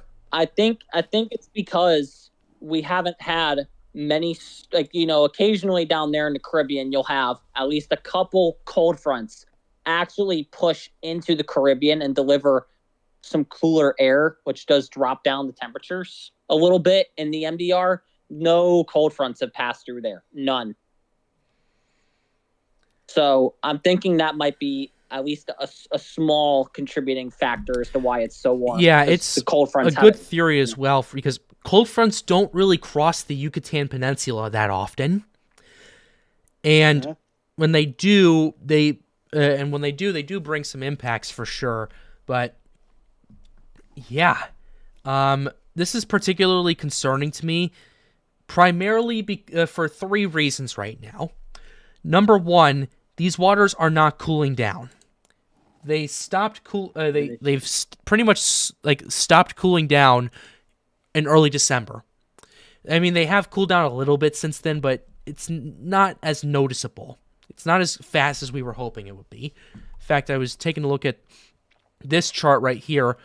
If we go ahead and show you the North Atlantic, sea surface temperatures are in fact going down, but the problem is they're not going down fast enough, and compared to 2022, they're actually, as of right now, they're actually up about 0.5 degree Celsius across the ocean. Now, that doesn't seem like a lot, but if you think of the grand scheme of things, the entire Atlantic Ocean, that is a massive difference. The temperature on December 31st, 2022 was 20.8 degrees Celsius. In 2021, if I can find it. Forgot to mention 20.8 degrees Celsius is like what, 68, 69 degrees Fahrenheit. That's 69 Fahrenheit. Yeah. Yeah, sorry, I'm just kind of running through this real quickly just to give an understanding. I want to, in 2020, when we had our active year, if I can get rid of these years any faster, that would be much appreciative. But yeah, in 2020, okay, it's 2016. 2020. At this point in 2020, yeah. Sorry, just giving. We were at 20.7. Yeah, in 2021 also, we were at a little bit warmer than that, like 21 degrees, I think, just below that. We're at 21.2 degrees Celsius right now. Like at this current time? Yes. Oh. We're a half a degree warmer. There's actually some spots near Africa that I'm seeing, like right near like Senegal, like just off the coast, that are near 85 degrees. Yeah, near Guinea. Yep. What the? So like you're saying, like just off the coast of Dakar and Senegal, it's yeah, like a little bit to the south of Dakar. If you go a little bit to the south, it's a little bit south of the MDR, but still, this is a problem. That is an issue. And then it's actually showing some spots that right near like where it kind of bends there up to 86 to 87 degrees. Yep. Are you kidding me? Yeah, that's in the Gold Coast. That's on fire. That's practically the ocean is on fire in that area. Yeah, that's a on fact. The Gold Coast. Yeah. Yeah, just off the coast of Cote d'Ivoire, off the coast of Nigeria. Yeah, Nigeria, Benin, Togo, Benin. Yeah, but anyway, here's my main concern.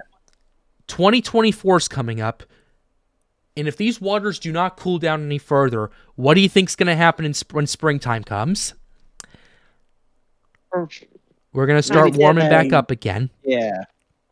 And because considering the fact that we're seeing in some regions of the El Nino off the coast of Peru, we're getting close to near a neutral state in some regions of the ENSO at this current point.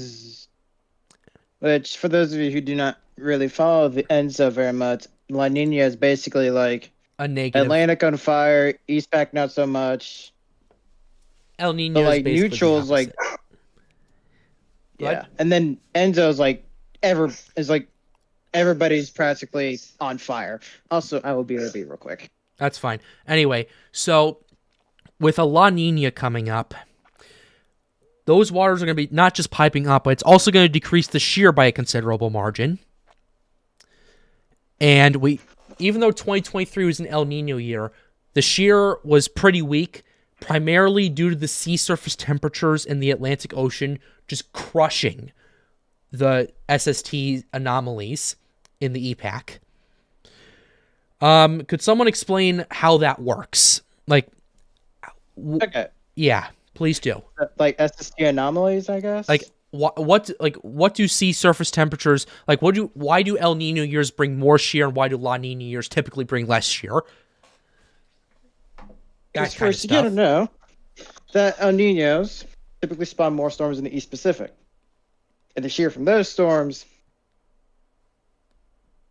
Plus, here's the thing: thunderstorms themselves typically produce a decent amount of wind shear themselves, like not from TCs, but and then whenever La Nina happens, it's basically swapped.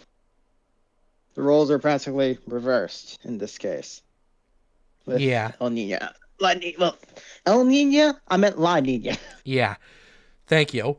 So, basically, in layman's terms, El Nino means more shear, La Nina means less shear. What the El Nino also does, it also strengthens the trade winds. And the trade winds flow from, I think, east to west, if I'm not mistaken. Yeah. Yeah, the trade winds flow from east to west. It's 0 to 30, it's 30 to 30 north, 30 south. But that's the concerning part I have with this. And I've already raised alarm bells about this in several videos back in November. Is let's say springtime comes, we still have these temperatures. Those waters are going to warm up. And we could see even hotter temperatures in 2024 than we did in 2023, which that in itself is bad. That allows for, in itself, insane levels of ocean heat content and insane levels of potential strengthening. But if it's a La Nina year where we're seeing, how do I put this lightly, less shear and less dry, potentially less dry air, we'll have to see how the Sahara dust acts in this coming hurricane season. That's going to cause some issues. And the Caribbean in particular is my area of concern. Because you guys got lucky last time. On top of that... Go ahead. Yeah. Yeah, I was about to say. And then on top of that, another factor we might want to take into account is the West African monsoon. For sure. So, if the West African monsoon proves to be more active than it typically is, we're in trouble, folks. I hate to say it. Yeah, I hate to say it too. It's unfortunately the dark reality of weather. Yeah. So anyway, yeah. So speaking, yes, Nazario is unfortunately not here. I understand he's doing family stuff for New Year's Eve. I don't mind that. But anyway, so yeah, there's also something I'd like to mention. Sure. It looks like with the Pineapple Express, the basically the atmospheric river. Right. Yep, there looks to be a pretty significant rain event for some of those those Pacific islands. Looks like. Right.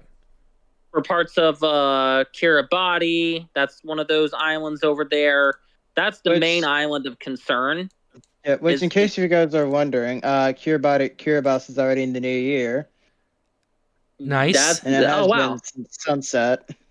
Yeah, they're way ahead of us. Oh yeah, they're like 14 hours ahead of us. Yep. So. Yeah, and it's showing for them on the forecast here. Let me get their forecast up. Let's see. Yeah, they're expecting a lot of rain coming up. A lot of it. It says up to 8 to 10 inches of rain in the next 10 days. All right. So, that Pineapple Express, it shows it being south of Hawaii, and then potentially making a run for like parts of Ecuador, and parts of Colombia. Actually, parts of Colombia could get up to 18 inches of rain. That's pretty bad. What could that do here in California? As of right now, California, I'm not seeing anything significant at this moment. Okay. But let me just really quickly look at the euro here and see over the next 10 days to see if it's showing anything of interest. It looks like there might be a weak, maybe moderate strength event coming in late Tuesday into early Wednesday. Looks like there could be some snowfall into the Sierra Nevadas, and maybe some heavy rain in the foothills. That'd be my concern. Yeah. With that one. Actually, it's showing very heavy rain and very heavy snowfall amounts. Holy crap. Yeah. Yeah. Early Wednesday morning, it's showing 7.5 inches of snow in 3 hours. That's the snowfall rate. That is insane. Yeah. That's an issue. Wait, you said how many inches now? 7.5 inches of wet snow in a 3-hour time span. That is insane. Yeah. I'd be like, basically southeast of Yosemite Valley. No, that's not good. Near Shaver Lake, it looks like. Let me actually send a screenshot here so you can kind of vaguely see what I'm talking about.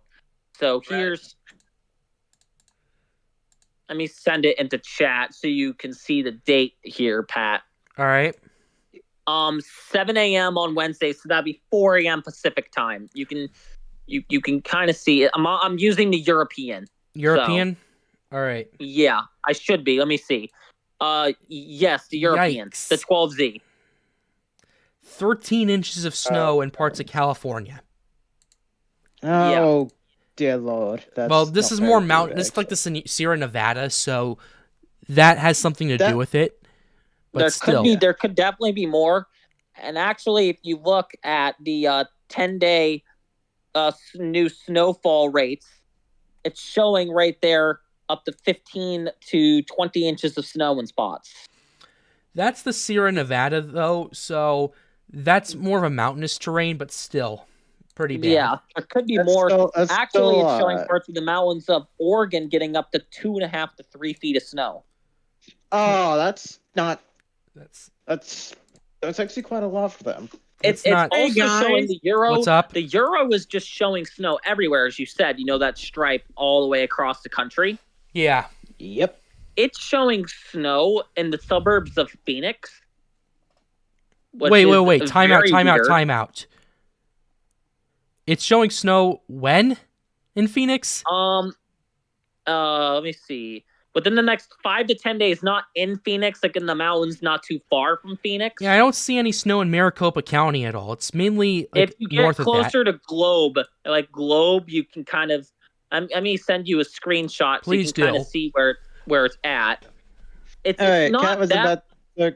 Yeah, also Kat was going to say something, so go ahead. Go right Kat. ahead. Sorry. Yeah, I was gonna say how I'm getting off for the night. I'm tired. Hey, Oh, you're that's all fine. good. That's fine. All right, Kat. If I don't see you before 2024, have a happy new year. I'm in New York, Cat. Chances are you're probably not going to because I'm probably gonna go right to bed right after I get off this call. Hey, that's fine. That's Uh-oh. fine. That's fine. Have a happy new year anyway. I'll be sleeping. Yep. Anyways, Yep. I'll see y'all See you later, in the morning. Cat. Have a happy new year. Yep. Happy New Year. Happy New Year. Anyway, Yeah, you see the snow that I'm talking about there? It's Yep, not too far away I from. see it. Yeah, I I see see it. it. I I see see it for it. sure. Yep, parts of Colorado. Getting into it.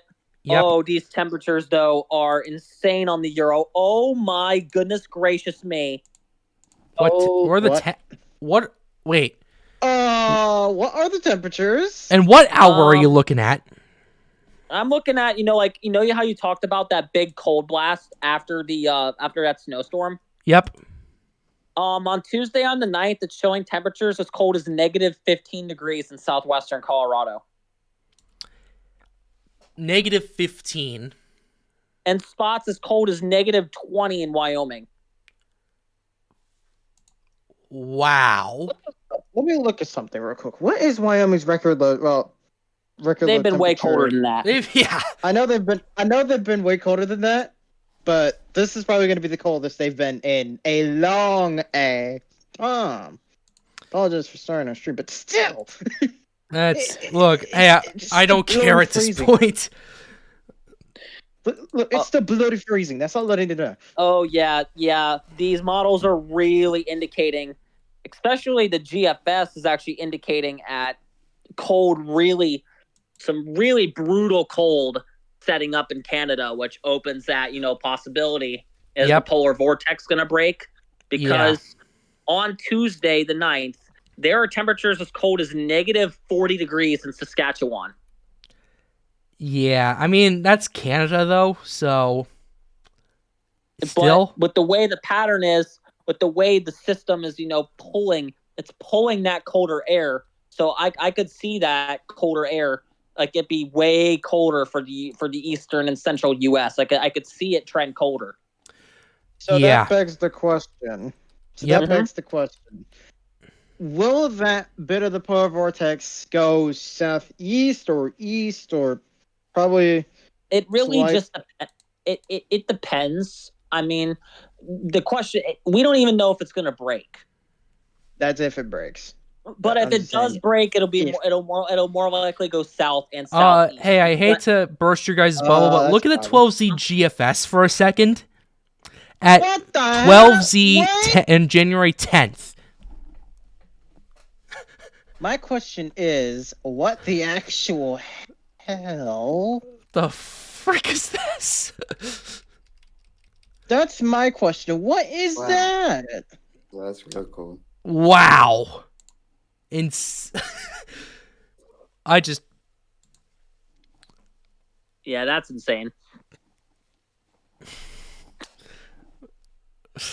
That is insane. That is absolutely. it gets down to minus Insane. 30 in Just- Iowa the next night. Yeah. just for Oh my fun, I'm gonna God. look at pivotal weather and go on, the Oh, CFS, the one that goes God. 768 hours, just to see what kind of fantasy runs they're Oh, pulling up. no. All right. What? Yeah. They sometimes have some there's been some that they've if you do anything under The 200 18Z not- GFS doubles down, except it pushes it further east. Hold on. Let me see. Hold on. Yeah, what would it the actually gets temperature be in my colder region, for the actually? both. Yeah, it gets colder for Illinois too. That's a problem for Cat. And Yep. then how cold will Yep. it get for me if you go a At little that bit point, further? like 22. yeah, That's actually pretty darn cold for me. yeah, Reminder, was- I'm in northern Kentucky. I'm in the far northern part of the South, and 22 degrees, that's actually pretty cold. yeah. Wisconsin though gets decimated according to this GFS run. Yeah, minus 11. Yep. Well, ladies and gentlemen, you have it right there.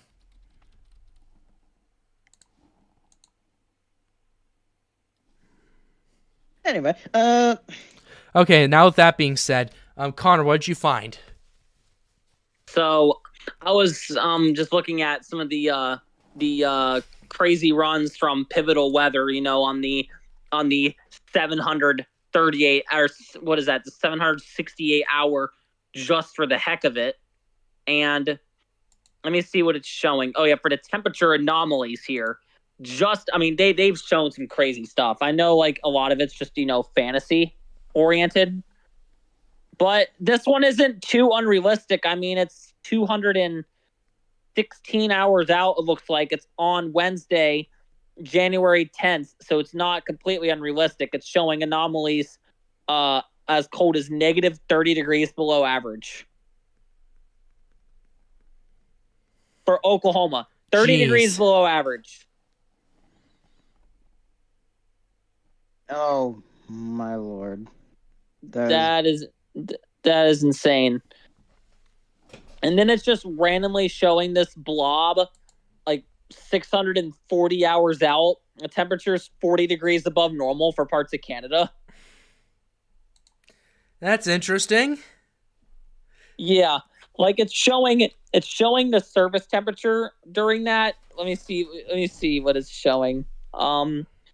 It's showing basically the surface temperature during that warm spell into the mid 30s and upper 30s for Canada near the Hudson Bay. What is that? Did you say mid 30s Fahrenheit? You mean Mid 30s Fahrenheit near Hudson Bay. That's what? That's ridiculously far north for warmth like that. That's pretty warm that far north. Now, mind you, though, it's 612 hours out, so take that with a grain of salt. Okay. Yeah, I I'm was gonna about to take say. that with a- I was about to say. I was saying, take that all with a going- grain of salt. It's just interesting. The other day, someone showed me one of the fantasy runs that the CFS was showing, and it was showing anomalies negative, literally 70 degrees below normal. What the F is that? I have no idea. Yeah. No idea. Yeah, it's crazy. The pattern though has been very weird. We'll see what really comes of this. Oh, is Kat still on her, or did they leave? They left. Cat left. I think they left. Oh yeah, Sakura, did you see that with that big storm on the Euro, it's showing up to 80-mile-an-hour wind gusts for me? What? Did Yep. you say? Yeah, you're gonna be dealing with a freaking hurricane. for a minute. Let me put that in there Lord. just so you can see it. Just so you could see it. This is what I showed the group earlier. You can see that's literally Yeah, what the it's same showing. model has Colorado to Maine getting 20 plus inches of snow. Okay. Yeah, it basically has you getting a freaking hurricane, Connor. Hurricane force winds. That's not very good. No, it's not. Not at all. Also, some of the snow showers in Pennsylvania are getting rather intense. Right It's now, also- There's little bit one of, near Mount Union that is 40 dBz right now. There's actually a good amount of snow activity. Yeah. And a Uh-oh. lot of the sleet has switched to snow in spots. Looks like it. Yeah. Well, I'm probably gonna get off for the night, guys. Since Yeah, I gotta be up early in the yeah, morning that's fine. for work.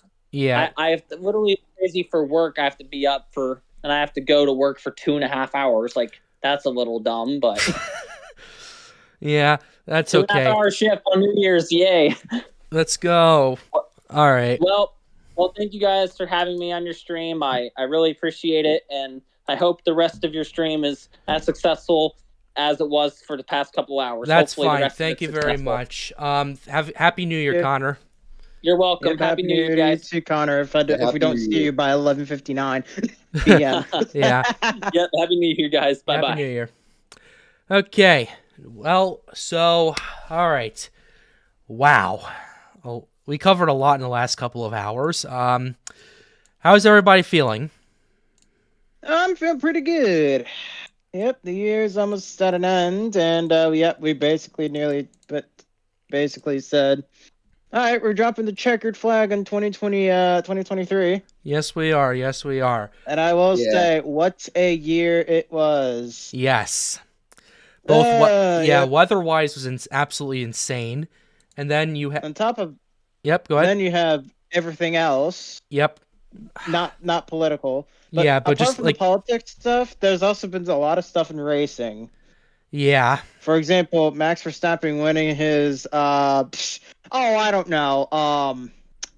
fourth world championship, or not fourth, third world championship, fourth F1 world championship. All right. Third actually, not fourth, third. Yeah, that's Apart from the fact that he won out of the 23 races in 2023, he won a good like 19 or 20 of them. that's very impressive. And it was a Red Bull, and it was a Red Bull one, and Red Bull won 20 out of, or 23 out of the 20, or not 23. Yeah, 22 out of the 23. The only one they didn't get a win in was Singapore. Wow. That's a good record right there. 2023 really- is also really- a big year for really good baseball as record. well. Yeah. First of all, the Texas Rangers won the World Series. Yep. Yeah, first time in franchise history. Ooh, Yeah. Good job, Texas. Yep. Second thing that happened was St. Louis Cardinals did not do well. A lot of teams that actually usually did really well did not do well. The Cubs almost made it to the postseason, only to get beaten out by the Diamondbacks. Yeah, Arizona. yeah. We were looking at a potential Astros Phillies rematch.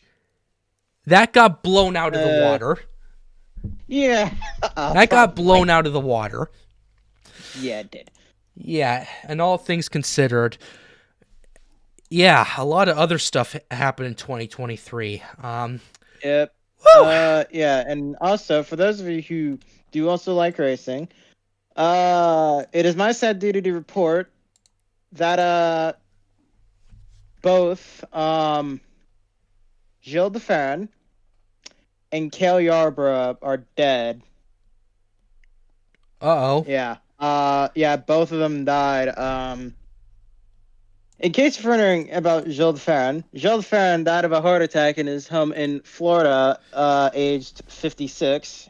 He won the 2003 Indianapolis 500, and Yeah. he was one of the greatest of his era, really. Yeah, may God rest his soul. Yep. And then Cale Yarborough, he was one of like the old time guys. Like he was way the hell back. Like he was like way back in the day in terms of, how NASCAR was back in the day. In fact, they didn't actually, in fact, in Cale Yarborough's day, Yeah. I think they only just recently, by his time, stopped racing dirt ovals.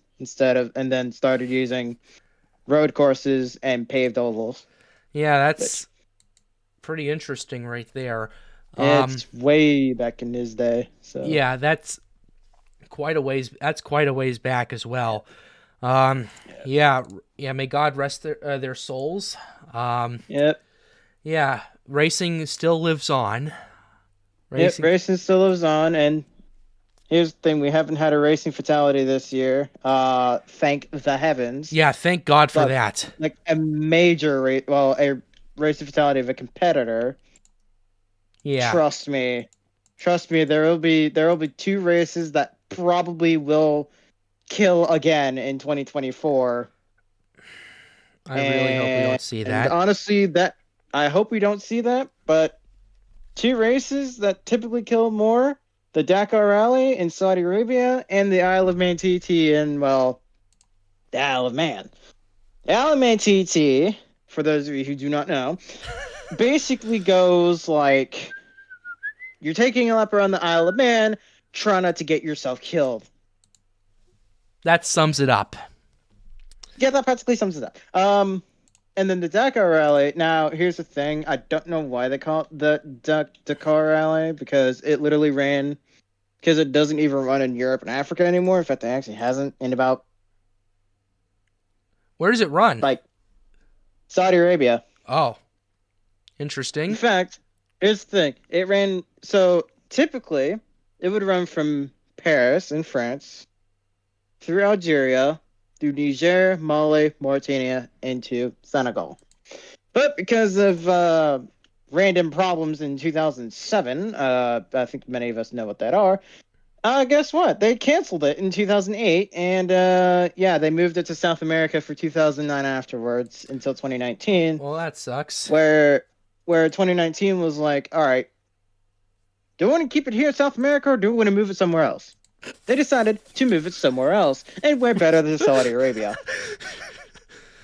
Yeah. That effectively sums it up. Yeah, it effectively sums it up. I'm just looking at water charts while you're doing that. Thank you, John. Hello, Nazario. Yeah, Weather Center Nazario is finally here. Let's go. How are you doing? Good, guys. How's everyone going tonight? We're doing good. Not We too talked bad. a lot of weather. We went from winter weather to severe weather to looking at a lot of pictures of weather to racing, and now here you are. I will say, racing is typically really, really dependent on the weather. Yep. So you can't really blame them on that bit. Yeah. Especially from the Yeah. Okay. Anyway. So perfect timing. I'm worried about the 2024 Atlantic hurricane season. Nazario, you're the best guy for the job for this. We were kind of talking a little bit about sea surface temperatures beforehand and kind of getting a little bit on the surface area, but you and I have been personally talking about this.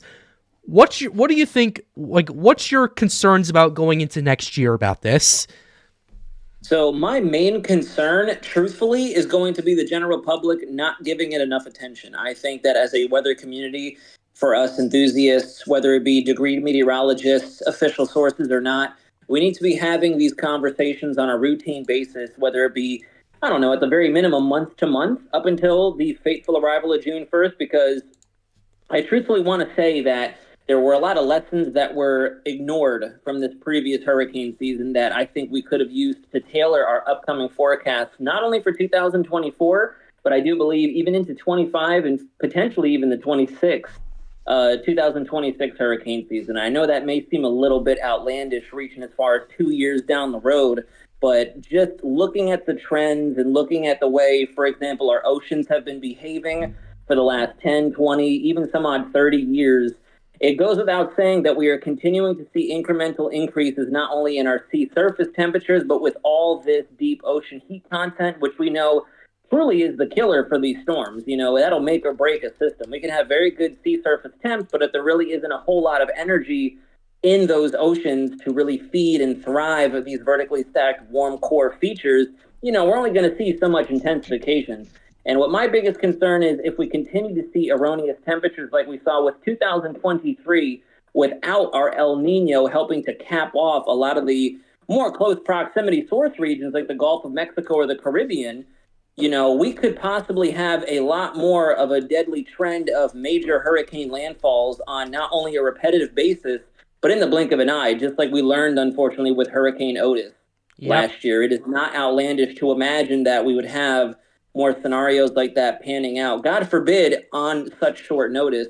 We saw that. We got a glimpse of it with Hurricane Lee. A lot of people tend to turn the other way when we discuss Hurricane Lee because it was a fish storm, didn't really do anything. But again, it still bears monitoring, it bears studying, and you could correlate that very well to some of the dynamics that we're anticipating for 2024. And the biggest elephant in the room, the question I personally have is, was last year anomalous because of our strong El Nino? Was last year anomalous just on a limb by, we'll call it Mother Nature for lack of a better term? Or are we going to start seeing more steady increases or even exponential increases in how our oceans warm across the globe, to which a lot of our short range and mid range model data is probably going to begin to suffer as we go forward in time because they have climatological data plugged into them. And we could possibly begin to start to deviate away from the climatological norm on a more routine basis. And I'm sure you guys are picking up what I'm putting down here. It could cause a slow but steady chain reaction through time that'll really, Okay, Wave Hype, you got a question. What's up? Continue, guys.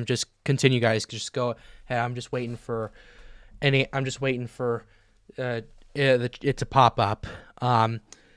What's going? All right, you guys go ahead and continue. I'll let you know when the question comes up. Yeah, let me actually pull up the stream on my phone so that way I can read the chat while I'm here. Yeah, just to wrap up quickly, in summary, without going on a long-winded spiel, we saw it a lot with our models this year. I mean, I really have not been paying a super amount of attention to the tropics since my departure from the Air Force. It wasn't until back in July of this year into August when I first started up my YouTube channel and my other social media platforms where I really started to dig into the nitty gritty as opposed to just glancing at a model and saying, oh yeah, look at that, a storm. And one major takeaway that I noticed this year was our models really struggled with intensity. Number one, all of them did. The Euro did, the GFS, the Canadian model. They did fairly well depending on the platform with initial development.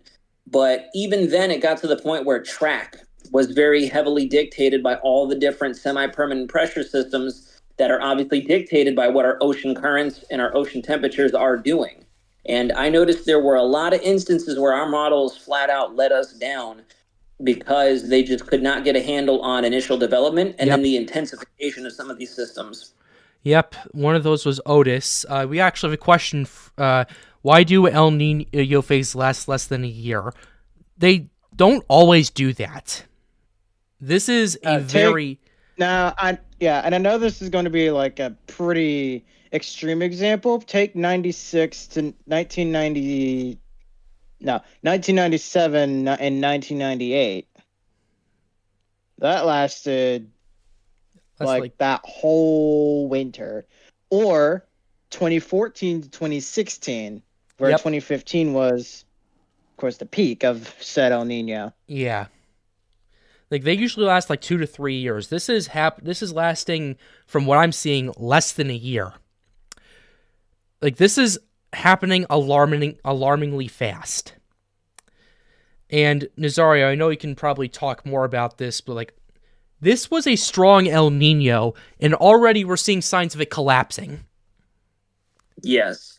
It sounds a little far-fetched to some, but what I like to do is sort of bring in my car enthusiasm to the picture to help it a bit more relatable to folks who are listening in who may not have the weather science of course, behind things like El Nino down. I like to use a metaphor about going to the drag strip. Some of these cars, they're built for example, we'll say I've seen 800 to 1,000 horsepower Honda Civic builds. Do they last? Are they reliable? No. Will they have 1 or 2 solid 8 to 10 second drag strip runs? Absolutely. And I think that's exactly what we're witnessing here with the El Nino or the hot Enzo oscillation that we're in. A lot of folks were claiming this could be a strong, record-breaking, anomalous El Nino. And just like we saw with Hurricane Lee, for example, another great, metaphor to throw on the table, or another great example to look at when comparing it to cars. When you have a high horsepower build on a car, your engine's only going to be able to put out so much. We saw the same thing with Hurricane Lee. Rapidly intensified to a Category 5 within the span of 8 to 12 hours. And then from there on in, it collapsed, burnt out, blew its motor, for no pun intended, and was struggling up until it made that post-tropical cyclone transformation. Same thing with El Nino. I think we're actually seeing such a spike in all of our individual ENSO regions that unfortunately at this point, the ocean temps, the circulations underneath the ocean surface can only keep up to a minimum. And that's why we have all that cold water that's still waiting to be upwelled that could possibly give us our ENSO neutral or ENSO cool weak La Nina as we not only go through 2024, but even into 2025, there's already indications that if we can maintain a neutral to a weak La Nina, because again, we have a reliable setup in our ocean current. We're not looking for 1,000 horsepower. We're going for a modest 300 to 400 horsepower. And engines can handle that for a much longer period of time. And in this case, if we maintain that ENSO neutral to an ENSO cool, we could see that extend for another year, 2 years before we try to creep in to an El Nino, whether it be a weak or a strong El Nino remains to be seen. We're looking at 2026 at this point. We're not going to go there. And that goes full circle back to the hurricane season conversation. Because if we continue to see our sea surface temps go up, even if it is a quarter of a degree in comparison to last year, where in general, our Caribbean, Gulf of Mexico, even the Atlantic now in very small localized regions of it are still a degree or two above the climatological norm, that could prove very, very lethal for these storms that will be forming in locations that no longer have the shroud of our El Nino unfavorable conditions, our wind shear, and so on and so forth. The outflows provided by our subtropical, tropical style thunderstorm activity that's usually induced by an El Nino rotation in our Pacific. So that's why the entire weather community should be exploring the possibilities of seeing another Otis, another Lee, another Katrina, another repeat of 2004, where we were looking at one hurricane smacking into the Gulf Coast or Central Florida, and then we were already broadcasting at the same time we had a simultaneous landfall going on. We were also briefing folks on news stations, Weather Channel, etc. And we're also looking at Hurricane so-and-so forming in the Atlantic, and we're looking at a same general path that could possibly put multiple people in harm's way on a repetitive basis. Yeah, that's pretty concerning right there. Another question we got is, why do these do La Nina oscillation phases last 2 to 3 years? Yeah, I think we recently just now covered that, but yeah. Patrick, I'm gonna head out. That's fine, Matt. Thanks for thanks for coming on. Happy New Year, dude. Yeah. Thanks for having me. Yeah. No, not a problem. I hope you had a good time with this. Yeah, it was good. Yeah. All right, sir. All I'll catch you later, Year, guys. All right. Yeah.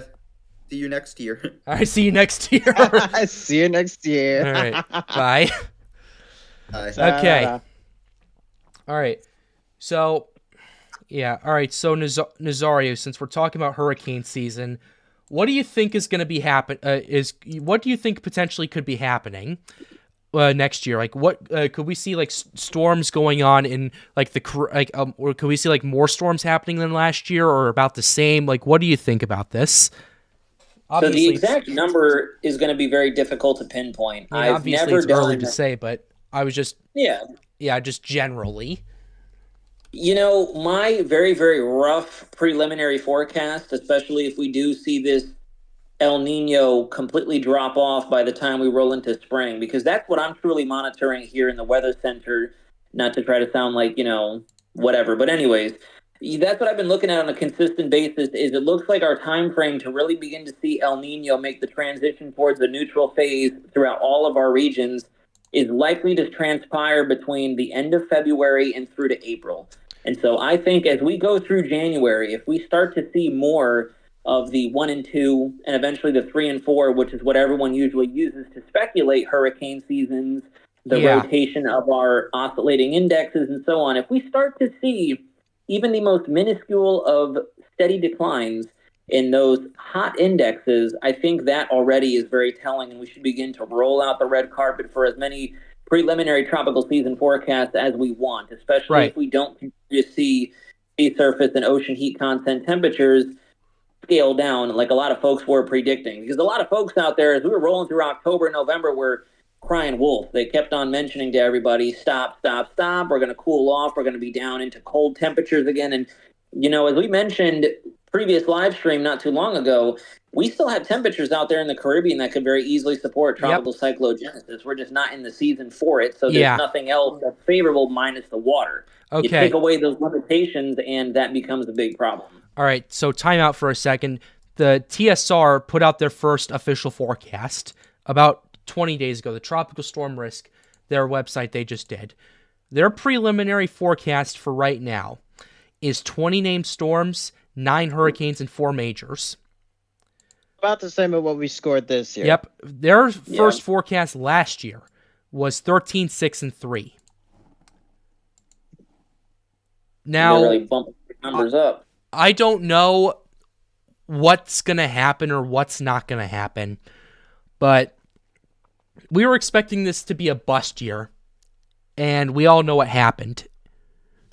Landfalls, yes. There's a lot of folks out there who don't know any better and think that nothing happened this hurricane season because we only saw technically Idalia. Yep. We don't even really consider Ophelia, Lee, Harold, in Texas because not only did we really not see a whole lot of mainstream broadcasting put into it, but there really just wasn't a whole lot to them. Ophelia was more of I still think, a subtropical cyclone trying to acquire tropical characteristics before landfall. Harold really didn't do a whole lot minus a little bit of wave action and heavy rainfall, at least based on what coverage I could dig up from him. So Idalia was the one heavy hitter from this year. And even then, forgive me for whoever may be tuning into this later on, I'm not trying to take away from whatever impacts could have affected your local area. For but sure, yeah, at the end of of the day, that still was not nearly as catastrophic as the likes of, we'll say, Hurricane Ian last year. Wonderful example, another eye storm. Came ashore as a borderline Category 5 and literally wiped out the southern half of Florida. Idalia, on the other hand, was weakening. We had the blessing of it going into an eye wall replacement cycle, thanks in part to what El Nino wind shear was still in place and a little bit of dry air over the Gulf, which is what everyone was thinking would stop Ian. But unfortunately, we didn't have the protective blister of El Nino. We just had a little bit of frontal dry air that did nothing to intrude the center of the storm, which means that's another small detail we also need to be considering this hurricane season, is regardless of if we have a tropical depression off your coastline, a tropical storm, or a low-grade Category 1 hurricane, if we do not have as many harsh environmental conditions that, say, for instance, an El Nino brings on, we need to already put into our forecasting, whether National Hurricane Center wants to do it or not, because I've noticed NHC, especially watching so close this year, they can be very conservative, and sometimes I think that's a little on the dangerous side.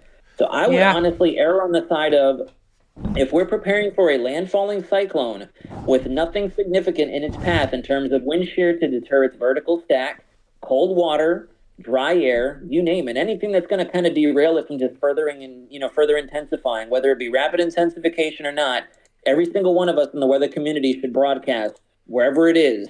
We need to anticipate this storm is likely still intensifying until it moves into a landmass, period. Yeah. We need to get away from constantly saying to people, but it'll probably weaken, because that's going to get people in trouble. It's going to get people in trouble. That's for sure. We do not need that happening. Yeah. So what I'm doing right now is I'm going to be looking at the data over the next several months, because my concern is once those waters start warming up, what are we going to be at? Because if we're at the point where we're still, a half a degree warmer now than it was at this point in 2022, that's going to be concerning, because the water temperatures as of December 31st, 2022, across the North Atlantic, the average was 20.8 Celsius in Nazario. It's 21.2 as of right now in 2023. Yeah, I believe it. Yeah, I definitely believe it. My concern is if it stays at that point where it kind of remains that half degree warmer, in some areas of the Atlantic, we could see 32 degrees Celsius, particularly around the Caribbean and some other isolated spots in the Gulf of Mexico. That's the concern I have, and guess what that does? That drives the OHC up. And it does, exactly. Yeah, it drives the OHC up, and with the wind shear pattern starting to calm down and weaken at this point, yeah, Yeah, it's not gonna end up. It's not gonna end very well, but we will wait and see until 2024 what happens. But yeah, that's pretty much sums up what I want to talk about with hurricane season. Absolutely. Yeah, It's a good conversation. yeah, it's a conversation that needs to be talked about for sure. So Nazario, quick question: how's your New Year's Eve going? It's going well. Expecting family to arrive at the house here any moment now. Pulled a bunch of steaks out of the broiler a little bit ago, and they came out phenomenal. I've had a couple drinks. I'm not going to lie. I'm definitely not feeling them just yet, so there's more to come. But all in all, the New Year's Eve is treating us very well. How about yourself? It's doing so far so good. Wrapping up a good year for me personally. There you go. Amen. I Yeah. like to hear that. Yep. Yep. That's a fact. All right. Yeah. Folks, I think I'm going to call it a night a little bit early so I can spend time with family. So, yeah, we're going to Exactly go what I ahead. was going to recommend. Yeah, we're going to go ahead and do that. All right, folks, thank you for tuning into our live stream. Sakura and Nazario are still here right now. Thank you guys for coming on. You're very welcome. It's been a pleasure. Yep. Sorry, go ahead, Sakura. Forgot to mention, y'all. I will be starting a New Year's Eve/day party in my Discord server, but like, I don't know if y'all want to hop in. All right. If any of y'all want to join anytime. Yeah, feel free to go ahead and check out Sakura's stuff. But with that being said, ladies and gentlemen, we're going to go ahead and close the stream out right here. I really hope you enjoyed it. Be sure to leave a like and subscribe to the channel if you are new. It helps us out, helps us make more videos like these. The goal of this channel is to get more people engaged with weather. And with that being said, have a wonderful New Year's Eve and a happy New